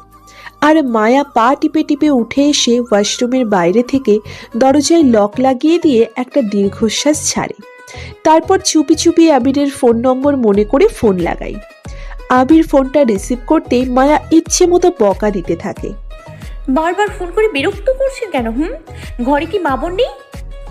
আরে আরে কি আপনি? আমি আপনাকে কখন ফোন করলাম? আমি তো আপনার নাম্বারটাই চিনি না। তাই বুঝি? সেই কাল থেকে ফোন দিয়ে জ্বালিয়ে যাচ্ছেন, আর এখন বলছেন আমাকে আপনি চিনিনি না। ফাজলামো করেন। দেখুন, আপনার কোথাও একটা ভুল হচ্ছে, আমি এসব করিনি। একদম ভালো সাজবেন না, আপনারই তো ফোন নাম্বার। কি বললেন? সরি, ভুল হয়ে গেছে। মানে? আসলে আমার যে সিমে আননোন নাম্বারটা থেকে বারবার ফোন আসছিল সেটা বিরক্ত হয়ে চেঞ্জ করে ফেলেছি, আর তাই এই সিমের নাম্বারটা উঠাতে গিয়ে 6-এর জায়গায় 9 বসে গেছে। মাত্র চোখে পড়লো, প্লিজ কিছু মনে করবেন না। দেখেছেন, বলেছিলাম না আমি না। সত্যিই ভুলটা আমার, তার জন্য আমি লজ্জিত। না না ঠিক আছে, আপনি যে ভুলটা বুঝতে পেরেছেন এটাই বেশি। ওদিকে ওয়াশরুমের ভেতর থেকে মাহির দরজায় নক করতে থাকে আর চিৎকার করে জোরে জোরে মায়াকে ডাকে। মায়া ঝটপট আবিরের কলটা কেটে দিয়ে ওয়াশরুমের লকটা খুলে দেয়। কি শুরু করেছেন আপনি? চিৎকার করে সারা বাড়ি শুদ্ধ লোককে জানাবেন নাকি? দরজা কেন লক করেছিলে? আমার ইচ্ছে হয়েছে তাই। কথাটা বলেই মাহিরকে একটা ভেঙচি কেটে চলে যেতে লাগে মায়া, আর মাহির মায়ের হাতটা টেনে ধরে দেওয়ালের সাথে চেপে ধরে। তারপর মায়ার মুখের কাছে নিজের মুখটা এগিয়ে আনে, তারপর বলে, তুমি সবসময় শুধু মনে যা আসে তাই করো। তোমার সব ছেলে মানুষই যে কখনো শুধরাবে না তা আমার বেশ ভালোভাবে বোঝা হয়ে গেছে। মাহিরের এত কাছে আসাতে মায়ার অসহ্য লাগতে থাকে। ছাড়ুন আমাকে। কি ছাড়বো? একটু মুচকে হেসে মাহির আরো শক্ত করে মায়াকে চেপে ধরে আর মায়া নিজেকে মাহিরের থেকে ছাড়িয়ে নেওয়ার নিরালস চেষ্টা চালিয়ে যায়, কিন্তু পারে না। মাহির মায়াকে নিজের সাথে জড়িয়ে দেওয়ালের সাথে শক্ত করে চেপে ধরে। মায়ার গলায়, মুখে আর কপালে ঠোঁটের আলতো স্পর্শ ছুঁয়ে দেয়। তারপর মাহির নিজের ঠোঁটজোড়া মায়ার ঠোঁটের কাছে আনতেই দেখে মায়ার চোখে পানি, যেটা দেখে মাহির হাত ছেড়ে দিয়ে এবার মায়ার গালটা আঁকড়ে ধরে। তারপর মায়ার কাছে জানতে চায়, কাঁদছো কেন তুমি? দম বন্ধ হয়ে আসছে আমার, ছাড়ুন। কথাটা শুনেই মাহির মায়াকে ছেড়ে দেয়, আর মায়া বিরক্তিকর দৃষ্টিতে মাহিরের দিকে তাকিয়ে থাকে কিছুক্ষণ পর নীরবতা ভেঙে মাহিরই প্রশ্ন করে মায়াকে, ওভাবে কেন তাকিয়ে আছো? একটা ছোট লোক, লুচ্চা, লজ্জা করে না আপনার? আবার জিজ্ঞেস করেন আপনি না স্নিগ্ধাকে ভালোবাসেন? ছি, ইচ্ছে তো করছে আপনাকে কি? ঝাড়ু পেটা করতে। মায়ার কথা শুনে আর রাগী দৃষ্টিতে তাকাতে দেখে মাহির তাড়াহুড়ো করে রুম থেকে বেরিয়ে যায়। কারণ মায়া যেরকম মেয়ে বলছে যখন করেও বসতে পারে। এখানে আর এক মুহূর্ত থাকলে কুরুক্ষেত্র বেঁধে যাবে, তার চেয়ে বরং কেটে পড়ি। মনে মনে কথাটা বলতে বলতে বেরিয়ে যায় মাহির, আর মায়া বসে বসে কাঁদতে থাকে। কান্নার মাঝে মাঝে থেমে থেমে বলে, আবার ছুঁয়ে দিল। দুপুর 1টার কাছাকাছি সময়। সারাটা সকাল ধরে মাহির আজ মায়ের জন্য সারপ্রাইজ প্ল্যানিং করেছে। স্নিগ্ধা বারবার কল করলেও আজ কেটে দিয়েছে। শুধুই মায়াকে নিয়ে ভাবছি, আর মায়াকে কি বলবে, কিভাবে বলবে তাই ভেবে চলেছে। আর এদিকে মায়া বারবার বিভিন্ন অজুহাত দেখিয়ে আবিরকে অনুভব ভেবে ফোন করছে। কথা বলতে বলতে আবিরের সাথে মায়ার সম্পর্কটাও গভীর হয়ে গিয়েছে এইটুকু সময়ের মধ্যে। সন্ধ্যার পর আবিরের সাথে মায়ের দেখা হবার টাইম ফিক্সড। রেস্টুরেন্টে বন্ধুদের সাথে আড্ডা দিচ্ছে রুষা। পাশের টেবিলে বসে আছে মায়া ও আবির। দুজনে খুব হেসে হেসে কথা বলছে, আর একে অপরের দিকে এমন দৃষ্টিতে তাকিয়ে আছে যেন প্রেমিক প্রেমিকা। রুষা কাঁধ ঘোরাতেই আবিরের সাথে মায়াকে দেখে আশ্চর্য হয়, ভাবে, এই সময় আবিরের সাথে ভাবি এখানে কি করছে? তাহলে কি ভাইয়াও রেস্টুরেন্টে এসেছে? রুষা এদিকে ওদিকে তাকিয়ে মাহিরকে কোথাও দেখতে পেল না। তারপর উঠে এগিয়ে এসে মায়ের পিছনে দাঁড়িয়ে ডাকতে যাবে, এমন সময় মায়ের কথা শুনে রুষা থমকে যায়। আমি জানি না আমার কথা আপনি বিশ্বাস করবেন কিনা, আমি এটাও জানি না কথাটা শোনার পর আপনি কি ভাববেন, তবু আমার বলতে হবে।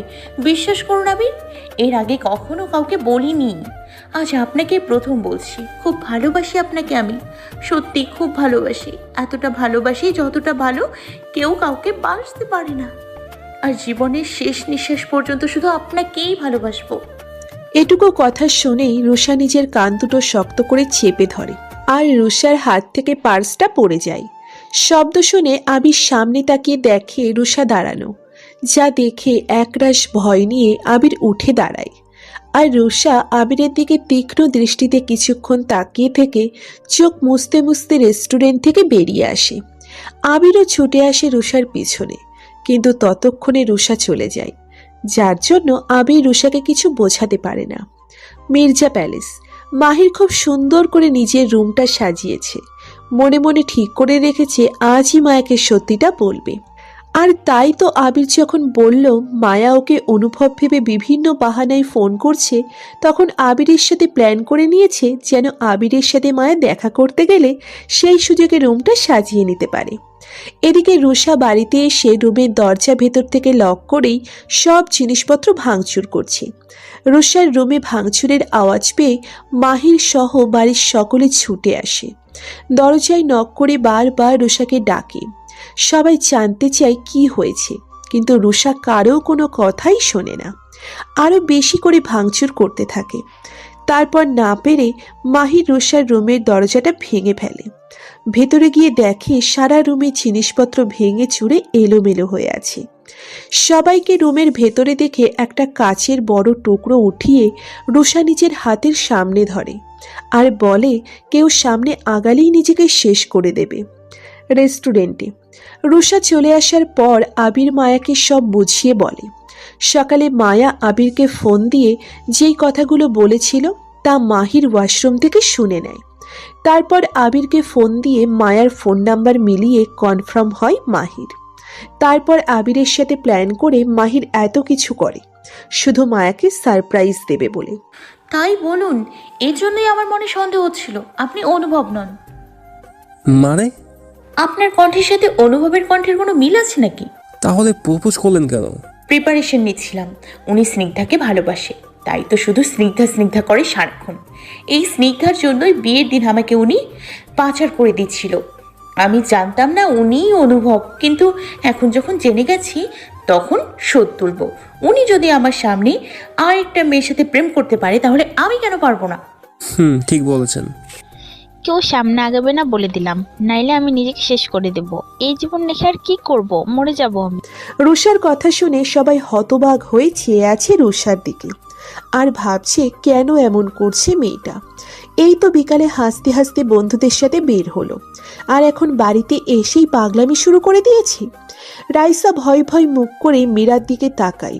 তারপর মীরাকে বলে, রাইসা ভাবি আমার কিন্তু খুব ভয় লাগছে, আমার মেয়েটা কিছু করে বসবে না তো? আরে না, কিচ্ছু করবে না। আমাদের রুষা এমনটা করতে পারে না, তাই না রুষা? মামি আমি মজা করছি না, আমি সত্যি বলছি, শেষ করে দেব নিজেকে। দেখ রুষা, তুই কিন্তু এবার বাড়াবাড়ি করে ফেলছিস। আমি বাড়াবাড়ি করছি ভাইয়া? বাড়াবাড়ি নয় তো কি এটা? সেটা তোর বউকে গিয়ে জিজ্ঞাসা কর, একটা দুশ্চরিত্র নষ্টামে কোথাকার। রুষার মুখে এমন কথা শুনে মাহির এগিয়ে গিয়ে রুষার হাত থেকে কাচের টুকরোটা এক টানে ফেলে দেয়। তারপর রাগী দৃষ্টিতে রুষার দিকে তাকিয়ে জানতে চায়, কি করেছে মায়া? কেড়ে নিয়েছে আমার আবিরকে, আর কখনো আবির আমাকে ভালোবাসবে না। মানে বুঝছিস না? আবির আর আমাকে ভালোবাসে না, ও তোর বউকে ভালোবাসে। কি যাতা বলছিস? ঠিকই বলছি, আমার আবির আর আমার নেই, ও তোর বউর প্রেমে হাবুডুবু খাচ্ছে। রুষা, তোর বুঝতে কোথাও একটা ভুল হচ্ছে বোন। কোনো ভুল হচ্ছে না আমার, আমি নিজের কানে শুনে এসেছি রেস্টুরেন্টে ও তোর বউকে যা যা বলেছে। এদিকে মাহিরকে জব্দ করার প্ল্যান ভাবতে ভাবতে মায়া মাত্র মির্জা প্যালেসে এসেছে। সিঁড়ি বেয়ে উপরে উঠে রুষার রুমের কাছে আসতেই বাড়ির সকলকে দেখে রুমের ভেতরে এসে দাঁড়ায়। দেখে রুমের ভেতরে সব জিনিসপত্র ভেঙে চুরে এলোমেলোভাবে ছড়িয়ে ছিটিয়ে আছে। এ কি রুষা, তোমার রুমে কি ভূমিকম্প বয়ে গেল নাকি? কথাটা শুনে রুষা তাকিয়ে দেখে মায়ার সামনে দাঁড়ানো, আর মায়াকে দেখে রুষার রাগ আরো প্রচন্ড আকারে বেড়ে যায়। মায়া আরো কিছু বলতেই রুষা রেগে বিছানার বালিশ এদিকে ওদিকে ছুঁড়ে ছুঁড়ে মারতে থাকে। তারপর বিছানার চাদরটা টেনে মেঝেতে ছুঁড়ে ফেলে দেয়। মাহির রুষার হাত দুটো শক্ত করে ধরে বিছানাতে জোর করে বসায়। এসব কি করছিস রুষা? তোর বউকে এখান থেকে চলে যেতে বল ভাইয়া, আমি ওকে সহ্য করতে পারছি না। অবাক দৃষ্টিতে জানার কৌতূহল নিয়ে রুষার দিকে তাকিয়ে থাকে মায়া। বলে, আমি কি করেছি? আবার জিজ্ঞাসা করো, তুমি কি করছো? রুষার পাগলামি আরও বাড়তে থাকে, যার জন্য পরিস্থিতি সামলাতে মাহির মায়াকে টেনে রুষার রুম থেকে বাইরে নিয়ে আসে। এই, আমাকে আপনি এভাবে টেনে আনলেন কেন? আমার জানতে হবে তো আমি কি করেছি। তুমি কি করেছো সেটা আমি পরে বোঝাবো, আগে আবিরকে আসতে দাও। কথাটা বলে মাহির আবিরকে ফোন দিয়ে আসতে বলে। কিছুক্ষণ পর আবির আসে। রুষাকে অনেক চেষ্টা করে ঠান্ডা মাথায় আবির বোঝালে তারপর গিয়ে রুষা শান্ত হয়। আর এদিকে মায়া ভাবতে থাকে সে কি করেছে। বলুন না আমি কি করেছি। অন্যায় করেছো তুমি। অন্যায়? হ্যাঁ অন্যায়, আমার বোনকে কাঁদিয়েছো তুমি, বুঝতে পারছো না? মায়া মাথা ঝাঁকিয়ে না বলে। তারপর মাহির মায়াকে বুঝিয়ে বলে রুষা আর আবিরের সম্পর্কটার কথা। ওরা দুজন দুজনকে খুব ভালোবাসে, আর তাই রেস্টুরেন্টে মায়ার বলা কথাগুলো শুনে রুষা এত ক্ষেপে গিয়েছে। তাহলে তো রুষা আমাকে ভুল বুঝেছে। তবে চিন্তা করো না, আবির এসেছে যখন ও ঠিক বুঝতে পারবে রুষাকে। সব আপনার জন্য হয়েছে। আমার জন্য? তা নয় তো কি, আবিরকে অনুভব সাজিয়ে আপনিই তো পাঠিয়েছিলেন। শুধু শুধু রুষাটাও আমার উপর ক্ষেপে গেল আপনার জন্য। আপনার সাথে তো কোনো কথাই নেই। বলেই একটা ভেঙচি কেটে মায়া রুমের দিকে যায়, আর মাহির মায়ার পেছনে পেছনে আসে। মায়া ধরপড়িয়ে রুমের মধ্যে ঢুকে যায়। অন্ধকার থাকায় রুমটার ভেতরের কিচ্ছু ঠিকমতো দেখতে পায় না। আর মাহির এসে মায়ার পেছনে দাঁড়ায়। মায়া মাহিরকে পেছনে অনুভব করতে পেয়ে হাতের কনুই দিয়ে মাহিরের পেটে দেয় এক ঘা। মায়া! কি মায়া, রুমটা অন্ধকার করে রেখেছেন কেন? ব্যস্ত, তাড়াতাড়ি গিয়ে লাইট জ্বালান। মায়া থেমে গেলে মাহির মায়াকে পেছনের থেকে টেনে নিজের কাছে নিয়ে আসে আর মায়ার হাত দুটো শক্ত করে চেপে ধরে বলে, তুমি কি কখনো শুধরাবে না? মায়া নিজের হাত দুটো মাহিরের থেকে ছাড়িয়ে নিতে চায়। মাহির মায়াকে আরো শক্ত করে চেপে ধরে। তারপর মুচকি হেসে মায়াকে আবার বলে, থাক, তোমার আর শুধরাতে হবে না। মানে হচ্ছে এলোমেলো স্বভাবের এই তুমিটাকেই আরো খুব প্রয়োজন, আর তোমার সাথেই আমি আমার সারাটা জীবন কাটাতে চাই।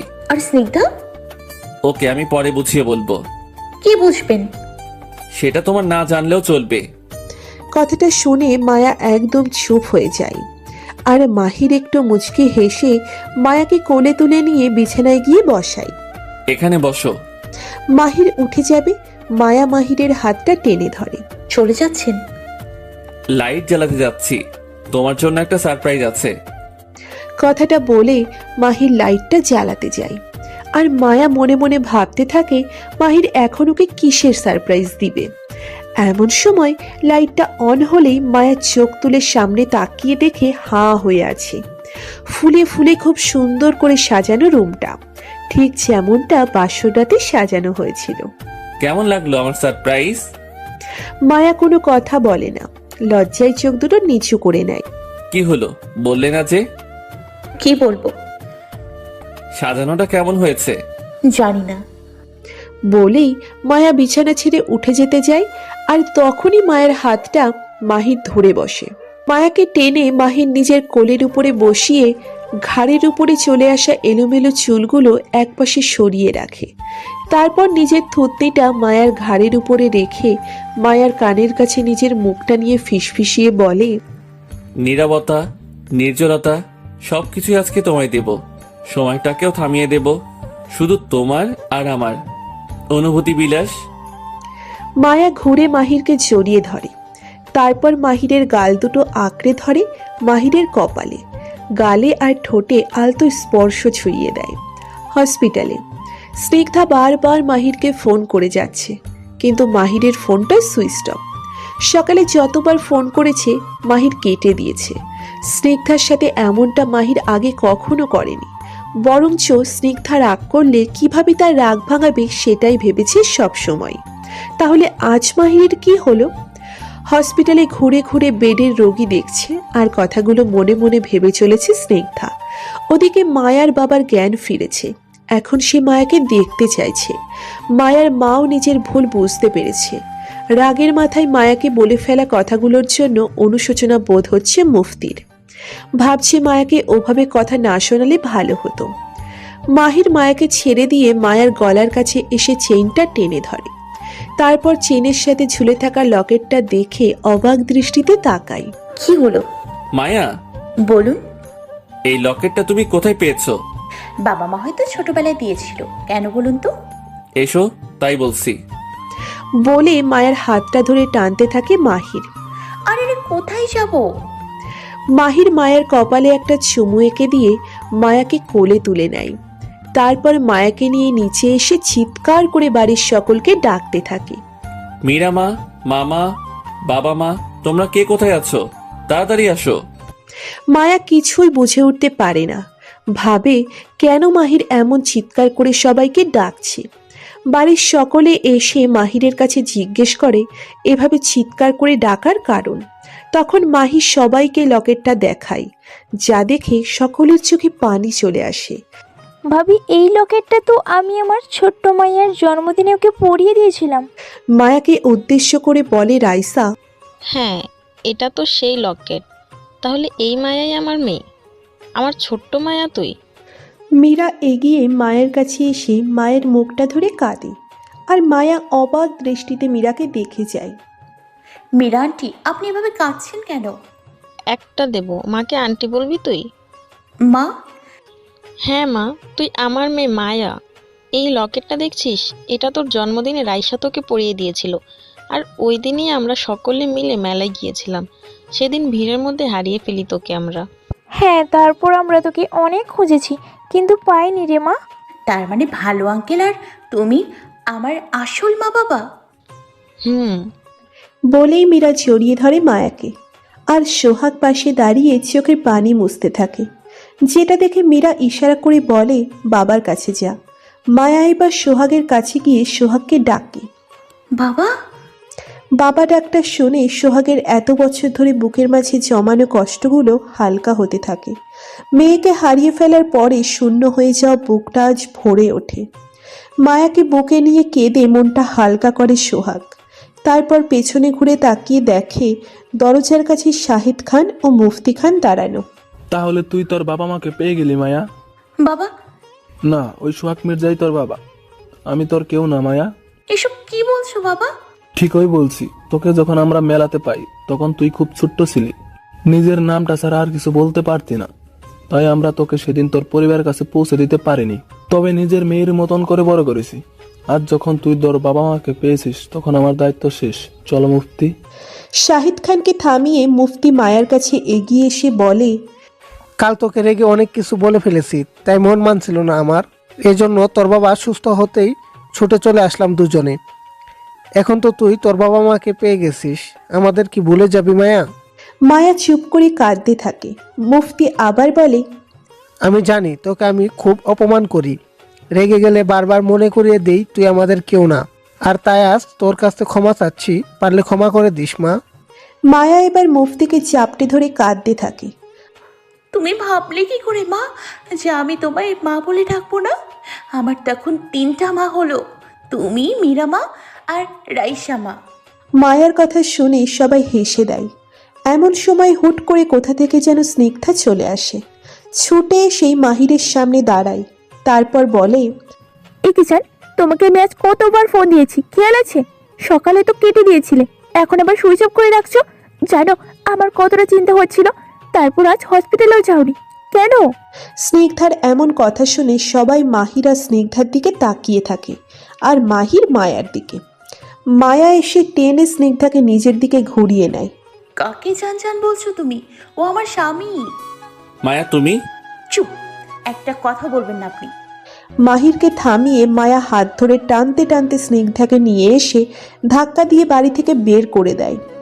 তারপর স্নিগ্ধার মুখের উপর দরজাটা বন্ধ করে দম ছেড়ে দাঁড়ায়। স্নিগ্ধা দরজাটায় লাথি, গুতা, কিল বসাতে থাকে, আর মায়া এপাশ থেকে স্নিগ্ধাকে চলে যেতে বলে আস্তে করে মাহিরের হাতটা ধরে রুমে নিয়ে যায়।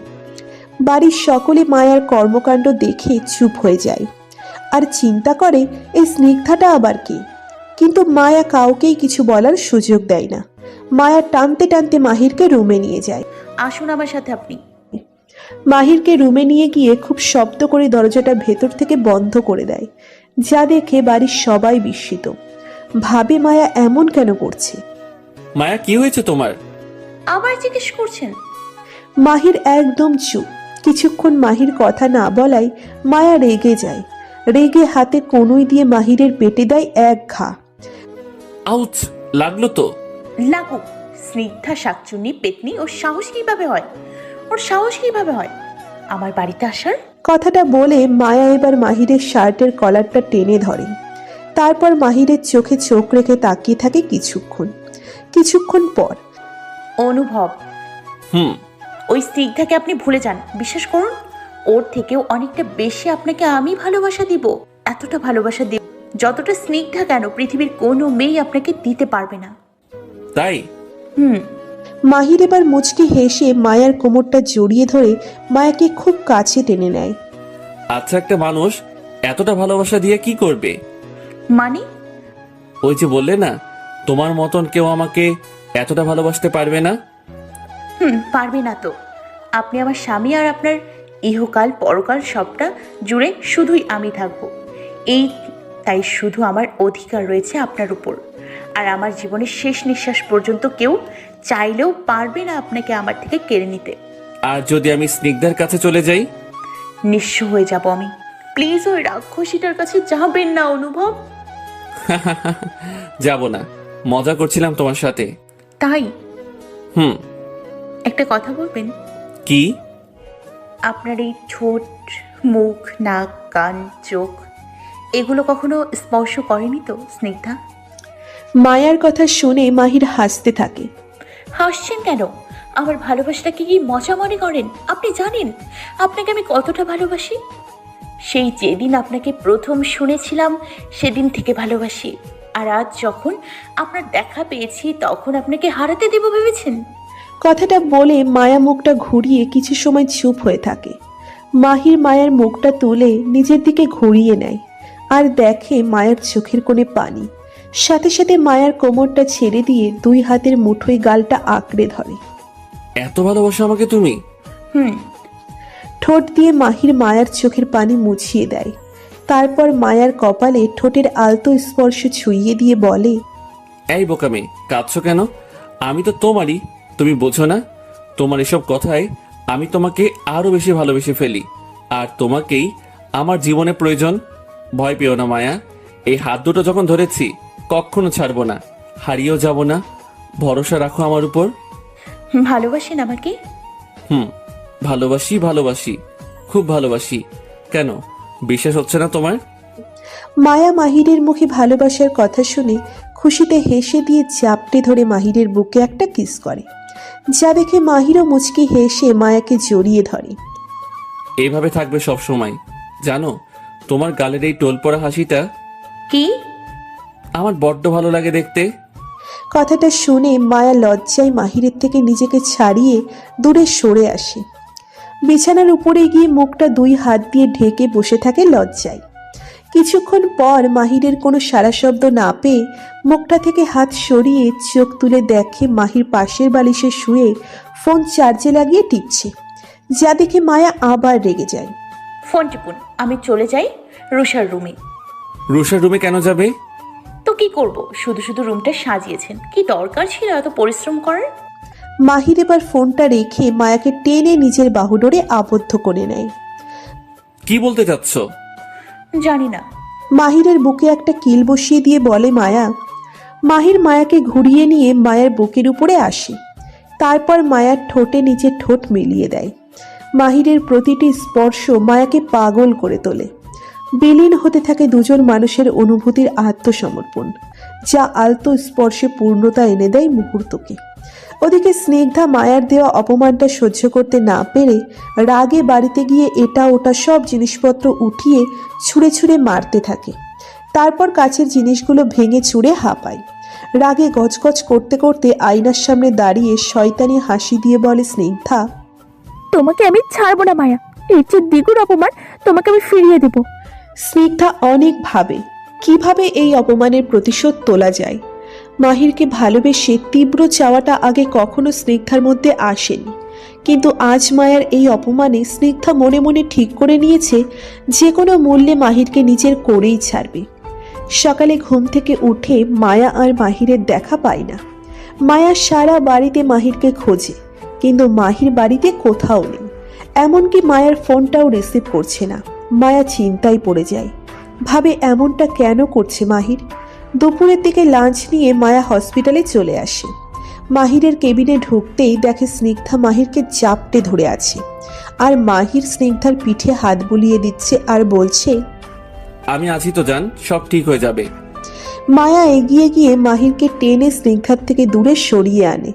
তারপর জানতে চায়, এগুলো কি করছেন? তখন মাহির কিছু না বলেই সজোরে মায়ার গালে একটা থাপ্পড় বসিয়ে দেয়। থাপ্পড়টা মারার পর মায়া গালে হাত রেখে তাকিয়ে থাকে মাহিরের দিকে। তারপর মাহির বলতে শুরু করে, তোমার জন্য আমাকে আমার বাড়ি থেকে বেরিয়ে যেতে হয়েছিল। যেই বাবা আমার গায়ে কখনো হাত তোলেনি, তোমার জন্য সে আমার গায়ে হাত তুলেছিল। এমনকি আমার মামাও আমাকে ভুল বুঝে মেরেছে তোমার জন্য। অনেক অপমান করেছো তুমি আমাকে, আর তাই তোমার থেকে সেই সব অপমানে শোধ তুললাম মাত্র একটা দিন তোমাকে ভালোবাসার নাটক করে। মাহির কথাটা বলে মায়ার দিক থেকে মুখটা ঘুরিয়ে নিয়ে স্নিগ্ধার পাশে এসে হাতটা ধরে দাঁড়ায়, আর মায়া থ হয়ে মাহিরের মুখের দিকে তাকিয়ে থাকে। কিছু বুঝতে পারে না মায়া। মাহির আবার বলে, যত দ্রুত সম্ভব তোমাকে আমি ডিভোর্স দিয়ে স্নিগ্ধাকে বিয়ে করব। এবার মায়ার রাগ হতে থাকে। এগিয়ে এসে মাহিরের শার্টের কলারটা টেনে ধরে। ফজলামো মারাচ্ছেন? মানে বোঝেন না? আমাকে মারছেন তাতে আমার কোনো দুঃখ নেই, কিন্তু আপনি এটা কিভাবে বললেন যে আমাকে ভালোবাসেন না? মাহির মায়ার থেকে শার্টের কলারটা ছাড়িয়ে নিয়ে মায়াকে এক ধাক্কা দিয়ে দূরে ছুঁড়ে ফেলে দেয়। তারপর বলে, না, ভালোবাসি না। একটা সাদামাটা আনস্মার্ট খ্যাত তুমি। নিজের দিকে কখনো তাকিয়ে রেখেছো? আর স্নিগ্ধাকে দেখো, কখনো পারবে ওর মতো হতে? কি যোগ্যতা আছে তোমার? তাছাড়াও কতটুকু জানি তোমাকে আমি। মাত্র 2 দিনই তো হয়েছে আমাদের বিয়ের, আর স্নিগ্ধাকে তো আমি কলেজ লাইফ থেকেই ভালোবেসে এসেছি। এতদিনের ভালোবাসা মাত্র 2 দিনে আমি ভুলে যাব, এটা তোমার মনে হয়? তাহলে কাল রাতে সেসব কথা বলেছিলেন সেগুলো? তুমি আসলে একটা বোকা মেয়ে। আমি একজন আরজে, শুধু তুমি কেন, কত মেয়ে আমাকে শুনে ভালোবাসি বলে তা জানো? আমিও তাদেরকে খুশি করার জন্য ভালোবাসি বলি। তার মানে তো এই হয় না যে তাদের সবাইকে নিয়ে আমি সংসার করব। অনুভব, এসব কি বলছেন আপনি? কেন, ভালো লাগছে না শুনতে? ভালো না লাগলে চলে যাও। আমি এখন একটু স্নিগ্ধার সাথে সময় কাটাবো, তাই না জান?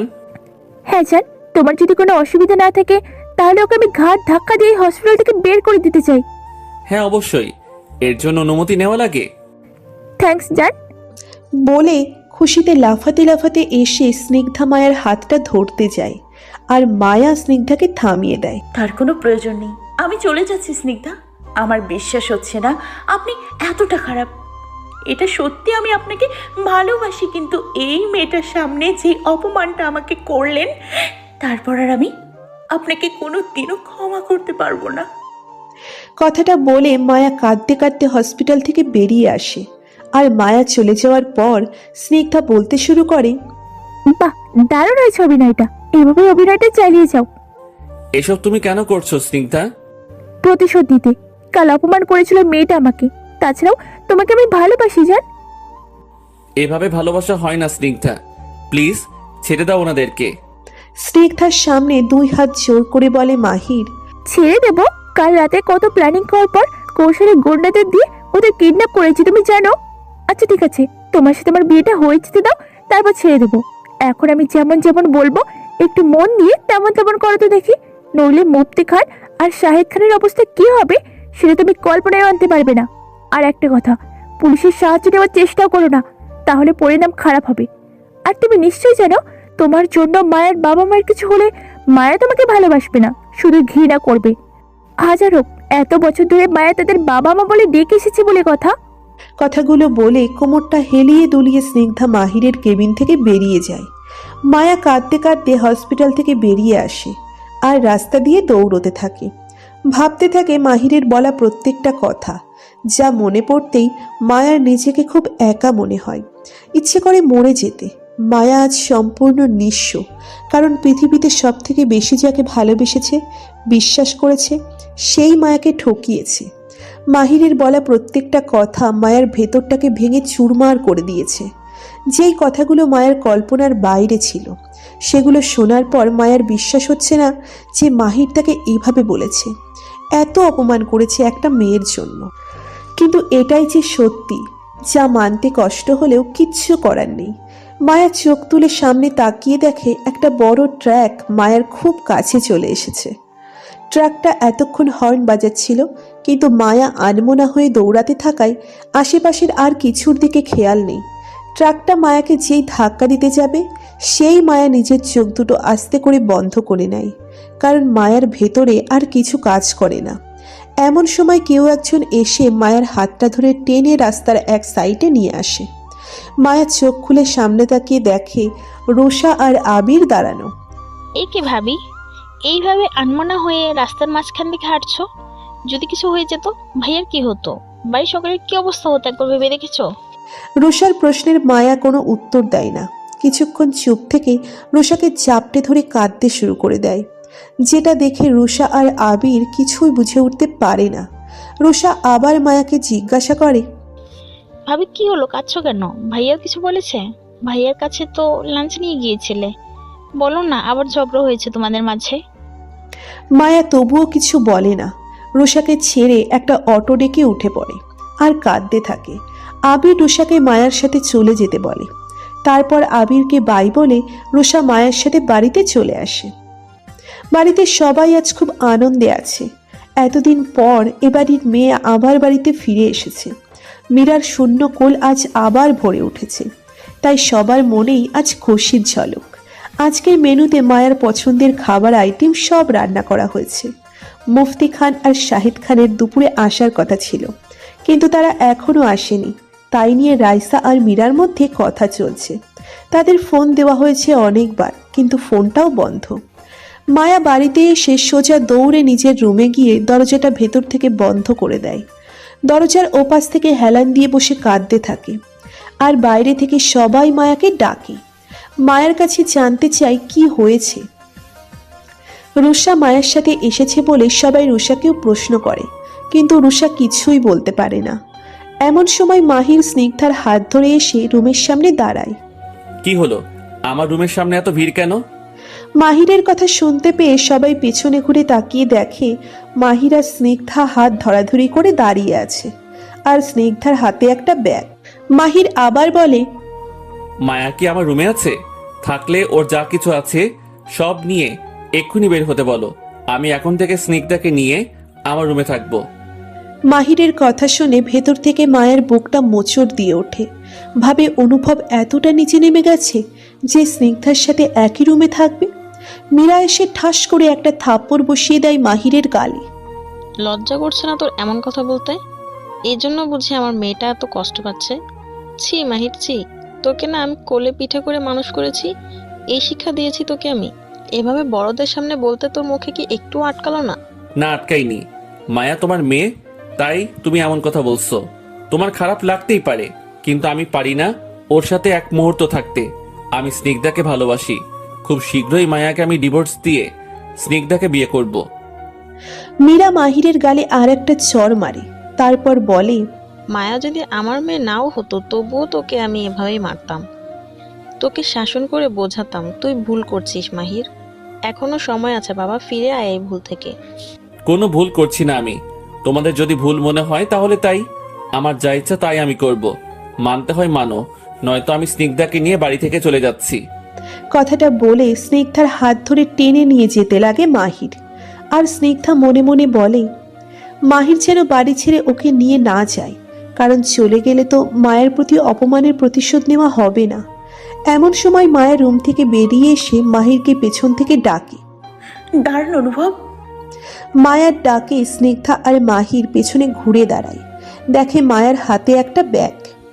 আমি এই রুমে থাকবো না, দেখুন আমার সব জিনিসপত্র নিয়ে বের হয়ে এসেছি। আপনি তবুও এ বাড়ি ছেড়ে চাপেন না, যান আপনার রুমে স্নিগ্ধাকে নিয়ে যান। মায়ার এমন কথায় মাহিরের রাগ হতে থাকে। ভাবে, চলেই তো যাচ্ছিলাম, কেন ডাকলে তুমি মায়া? স্নিগ্ধা যে এ বাড়িতে থাকলে তোমাকে খুব অপমান করবে, আমি পারবো না সেটা দেখতে।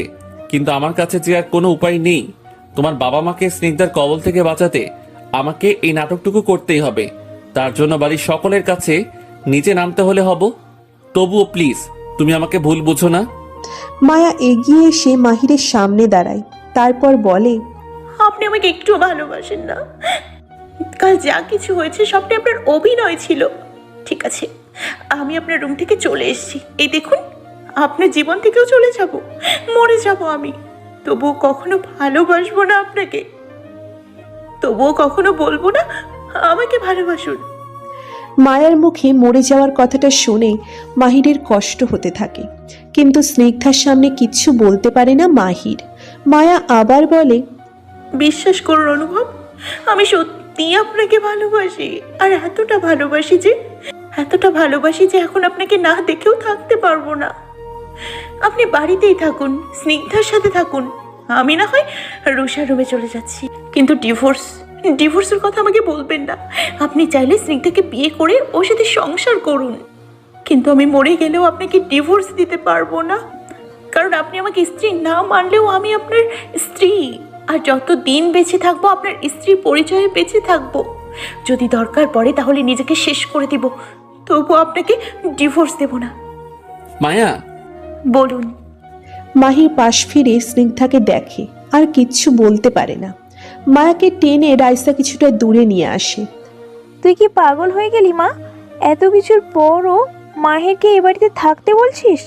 হ্যাঁ বলছি, কারণ তোমার ছেলে এ বাড়িতে না থাকলেও যেখানেই থাকুক ওই স্নিগ্ধার সাথেই থাকবে। তুমি কি চাও তোমার ছেলে ওই মেয়েটার সাথে থাকুক, ওকে বিয়ে করুক? না, যদি এটা হয় তাহলে আমি ভুলে যাব আমার কোনো ছেলে ছিল। তাই তো বলছি, একটু ভরসা রাখো। ওদেরকে থাকতে দাও এখানে। আমাদেরকে এমন কিছু করতে হবে যাতে স্নিগ্ধা নিজেই অনুভবকে ছেড়ে চলে যায়। মায়া রাইসাকে একটা প্ল্যান দেয়। তারপর দুজনে মিলে একটা ঝাড়ু নিয়ে মাহির আর স্নিগ্ধার সামনে এসে দাঁড়ায়। রাইসার হাতে ঝাড়ু দেখে স্নিগ্ধা ভীষণ ভয় পেয়ে যায় আর ভয়ে গুটিসুটি হয়ে মাহিরের পিছনে গিয়ে দাঁড়ায়। রাইসা মাহিরকে সরিয়ে দিয়ে স্নিগ্ধার হাত ধরে টেনে নিজের সামনে নিয়ে আসে আর বলে, আরে আরে বৌমা, মাহিরের পেছনে পালাচ্ছ কেন? আমাকেও দেখতে দাও তোমার চাঁদ মুখখানা। রাইসার মুখের কথা শুনে সবাই হা হয়ে আছে। রাইসা স্নিগ্ধার থুতনিটা ধরে আবার বলে, বাহ বাহ, খুব সুন্দর তো দেখতে। আমার তো ওই মায়াকে কখনোই পছন্দ ছিল না। কোথায় তোমার মতো লেখাপড়া জানা শিক্ষিত একজন ডাক্তার মেয়ে, আর কোথায় মায়া, যে কিনা একটা অশিক্ষিতা বস্তিতে বড় হওয়া মেয়ে। ভালো হয়েছে তুমি এসেছো, তোমাকেই আমার ছেলের বউ বানাবো। আর কোনো কোয়ালিটি আছে নাকি? সত্যি বলছেন মা? আপনি আমার মেনে নিয়েছেন? হ্যাঁ, সত্যি বলছি। পাশ থেকে মায়া এগিয়ে এসে বলে, এত বড় একটা কথা আপনি বলতে পারলেন মা? আমার কোনো কোয়ালিটি নেই। আমি রান্না করতে পারি, কাপড় কাচতে পারি, বাসন মাজতে পারি, এমনকি ঘরও ঝাড়ু দিতে পারি। আর স্নিগ্ধা কি পারে? স্নিগ্ধা একটা জোরে হাসি দেয়। তারপর মায়ার মুখের সামনে আঙুল নাচিয়ে বলে, হে মায়া, তুমি কি ভাবো নিজেকে? আমি সব পারি, বুঝলাম। তাই ঠিক আছে, করে দেখাও। কি করে দেখাবো? বেশি কিছু না, আপাতত পুরো বাড়িটা ঝাড়ু দিয়ে দেখাও কেমন পারো। এটা এমন কি কঠিন কাজ? কঠিন না তো, খুব সহজ। তো দেখাও। ঠিক আছে।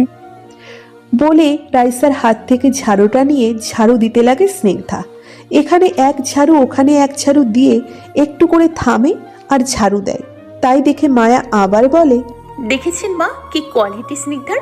একটা ঝাড়ুও ঠিকভাবে ধরতে পারে না, আর ও কিনা আপনার ছেলের সংসার করবে। স্নিগ্ধা মনে মনে ভাবে, মায়া আবার ওকে অপমান করছে। না, নিজেকে মায়ের কাছে ছোট করা যাবে না। তাই জেদ দেখিয়ে পুরো বাড়িটার প্রতিটা রুমের প্রত্যেকটা কোনায় কোনায় ঝাড়ু দিয়ে তারপর মায়ার সামনে গিয়ে দাঁড়ায়। স্নিগ্ধা যখন ঝাড়ু দিচ্ছিল তখন বাড়ির সবাই হা হয়ে স্নিগ্ধার দিকে তাকিয়েছিল। ঝাড়ু শেষে স্নিগ্ধা এখন ঝাড়ুটা ফেলে দিয়ে কোমরে হাত গুছিয়ে মায়ার সামনে এসে দাঁড়ায় আর মাহিরকে ডেকে বলে কোলে করে রুমে নিয়ে যেতে। স্নিগ্ধার কথা মতন না চাইতেও মাহির স্নিগ্ধাকে কোলে তুলে রুমে নিয়ে যায়। তারপর কোমরে আর হাত পায়ে ব্যথা হয়েছে বলে মাহিরকে দিয়ে নিজের হাত পায়ে তেল মালিশ করায়। মায়া এসব দেখে খুব কষ্ট পায় আর মায়ার উজ্জ্বল মুখটা আবার ফ্যাকাশে হয়ে যায়। মায়া কাঁদতে কাঁদতে মাহিরের রুম থেকে বেরিয়ে রুষার রুমে গিয়ে দরজাটা আটকিয়ে ভেতর থেকে কাঁদে আর মাহিরের ছবি বুকে জড়িয়ে কেঁদে কেঁদে বলে, খুব খারাপ আপনি অনুভব, খুব খারাপ। একটা পাষাণ, নির্দয়, ছোট মনের মানুষ। এভাবে ঠকাতে পারলেন আমাকে? সকলের সামনে ওই মেয়েটার হাত পা টিপছেন। আমি আর কখনো আপনাকে আমার কাছে আসতে দেব না, কখনো না। থাকুন আপনার স্নিগ্ধাকে নিয়ে, ভালোবাসবো না আপনাকে আর। মায়া সারা দিন রুমে বসে আছে আর কাঁদছে, কারোর সাথে কথা বলছে না, কিছু খাচ্ছেও না। মায়া যে না খেয়ে বসে আছে এই খবরটা মাহিরের কানেও গিয়েছে, কিন্তু স্নিগ্ধার কারণে মাহির কিচ্ছু করতে পারছে না। স্নিগ্ধা মাহিরকে 1 মিনিটের জন্যও ছাড়ছে না। রাতে যখন স্নিগ্ধা ঘুমিয়ে পড়ে তখন মাহির সুযোগ পেয়ে চুপি চুপি রুষার রুমে যায়।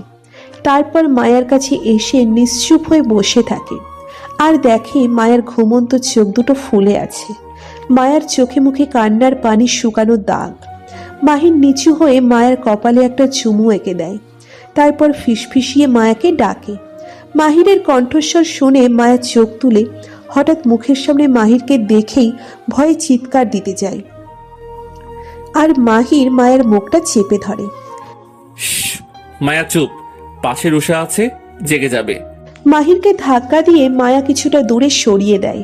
তারপর আস্তে করে শব্দবিহীন রুমের বাইরে চলে আসে আর মাহির মায়ের পেছনে পেছনে আসে। বলুন, বলুন কেন এসছেন এত রাতে আমার কাছে? সারাদিন এত অপমান করেও স্বাদ মেটেনি আপনার? মায়া আর কিছু বলার আগেই মাহির মায়ের কোমরটা জড়িয়ে ধরে নিজের কাছে টেনে নেয়। মায়া, আমাকে কিছু বলতে দাও। মায়া আবার ধাক্কা দিয়ে মাহিরকে নিজের থেকে দূরে সরিয়ে দেয়। তারপর রুমের মধ্যে ঢুকতে যাবে এমন সময় পেছনের থেকে মাহিরকে বলতে শোনে, ভালোবাসি তোমাকে আমি মায়া। কথাটা শুনে মায়া ঘুরে মাহিরকে টেনে দেওয়ালের সাথে চেপে ধরে আর কলারটা চেপে বলে, নাটক করতে এসছেন মাঝরাতে? লজ্জা করে না? আমার রুমে স্নিগ্ধাকে নিয়ে থাকতে এখন স্নিগ্ধা ঘুমিয়ে গেছে বলে আমার কাছে এসছেন। ছি, সকলের সামনে আপনি ওর হাত পায়ে তেল মালিশ করে দিলেন। এই হাত দিয়ে আপনি আর কখনো আমাকে স্পর্শ করবেন না। মায়া প্লিজ, আমার কথাটা তো শোনো। কি শোনাবেন আপনি আমায়? আপনার তো চরিত্র ভালো না। সামান্য একটা শোধ তুলতে আপনি এভাবে কাল রাতে আমার সাথে অভিনয় করলেন। মানুষ এতটা নীচ হয় সেটা আপনাকে না দেখলে বুঝতেই পারতাম না।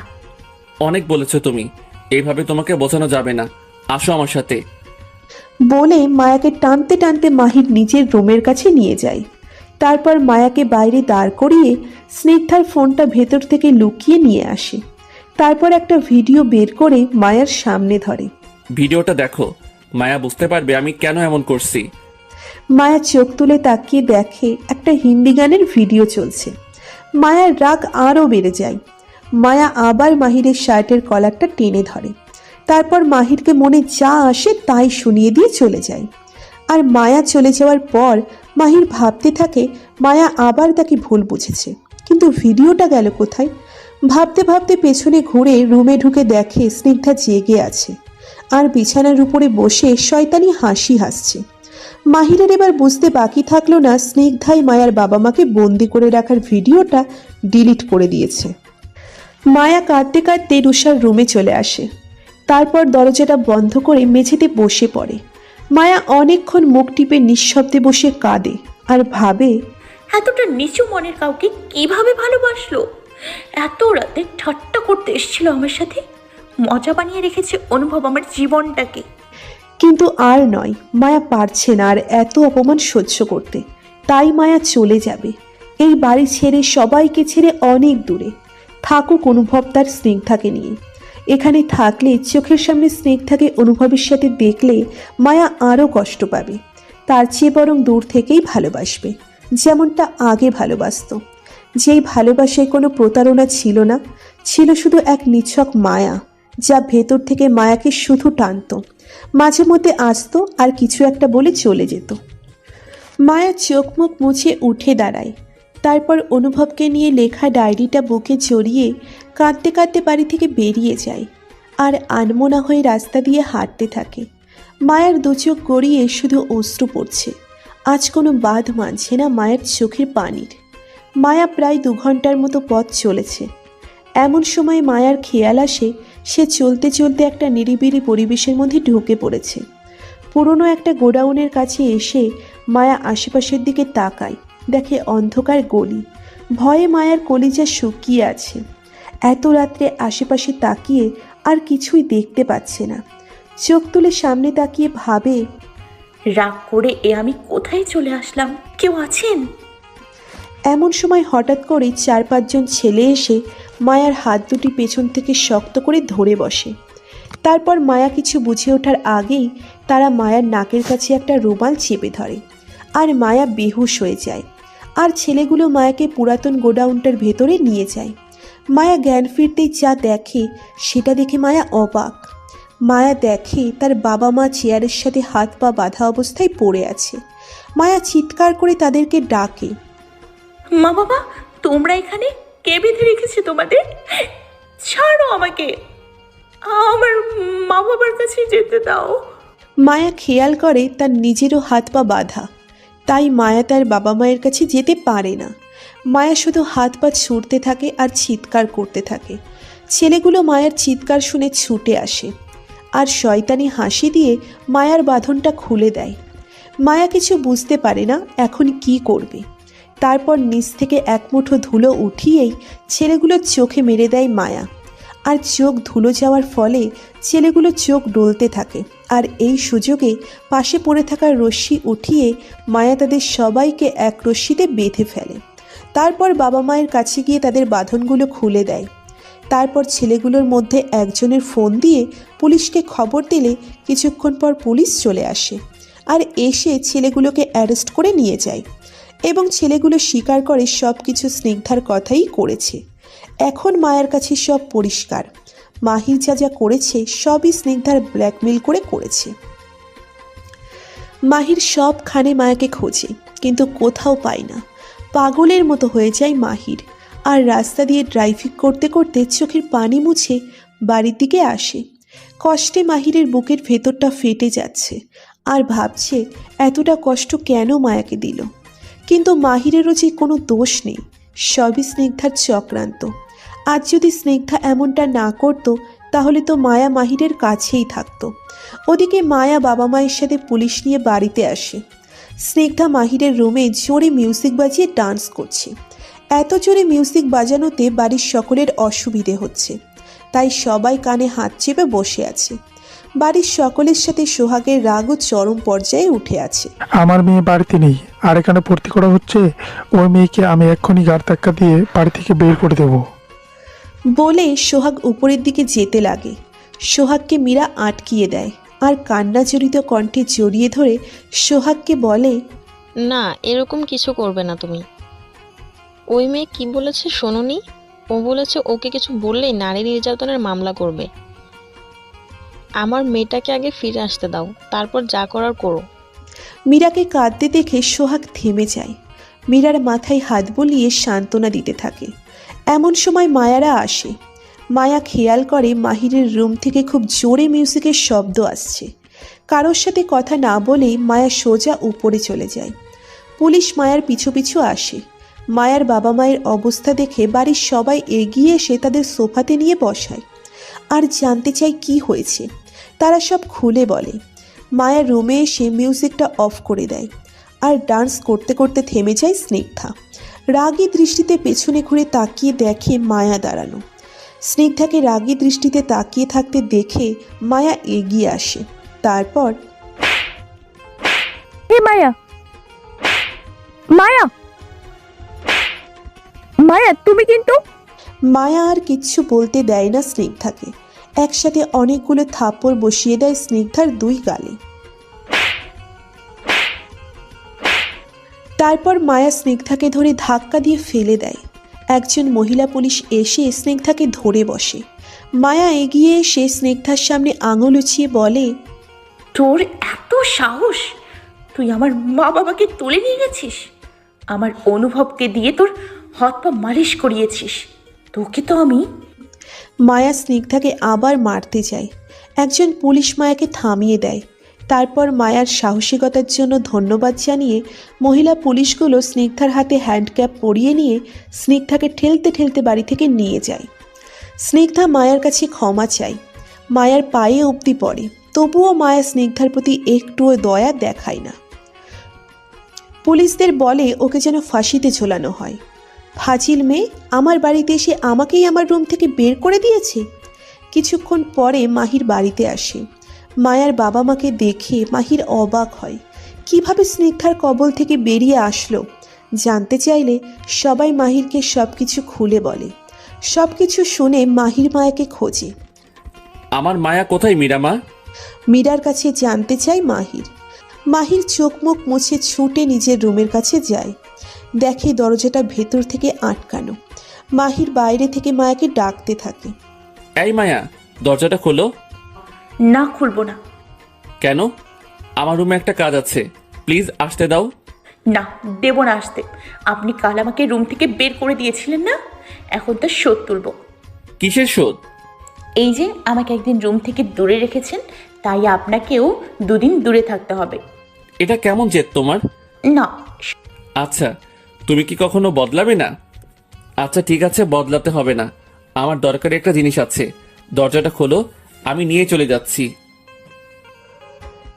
সত্যি নিয়ে চলে যাবেন তো? ঠিক আছে। এইবার খোলো।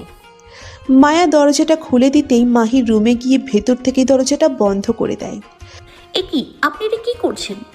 মায়া আর কিছু বলার আগেই মাহির মায়াকে কোলে তুলে নেয়। তারপর মায়াকে বিছানায় নিয়ে এসে বসিয়ে দেয়, আর কান ধরে মায়ের সামনে হাঁটু গেড়ে বসে বলে, সরি মায়া, আমি মানছি আমার ভুল হয়ে গিয়েছিল, তাই বলে আমাকে আর তোমার থেকে দূরে সরিয়ে রেখো না। তোমাকে কষ্ট দিয়েছে, আমিও ভালো নেই। বিশ্বাস করো মায়া, আমি যা কিছু করেছি শুধু পরিস্থিতির চাপে পড়ে করেছি।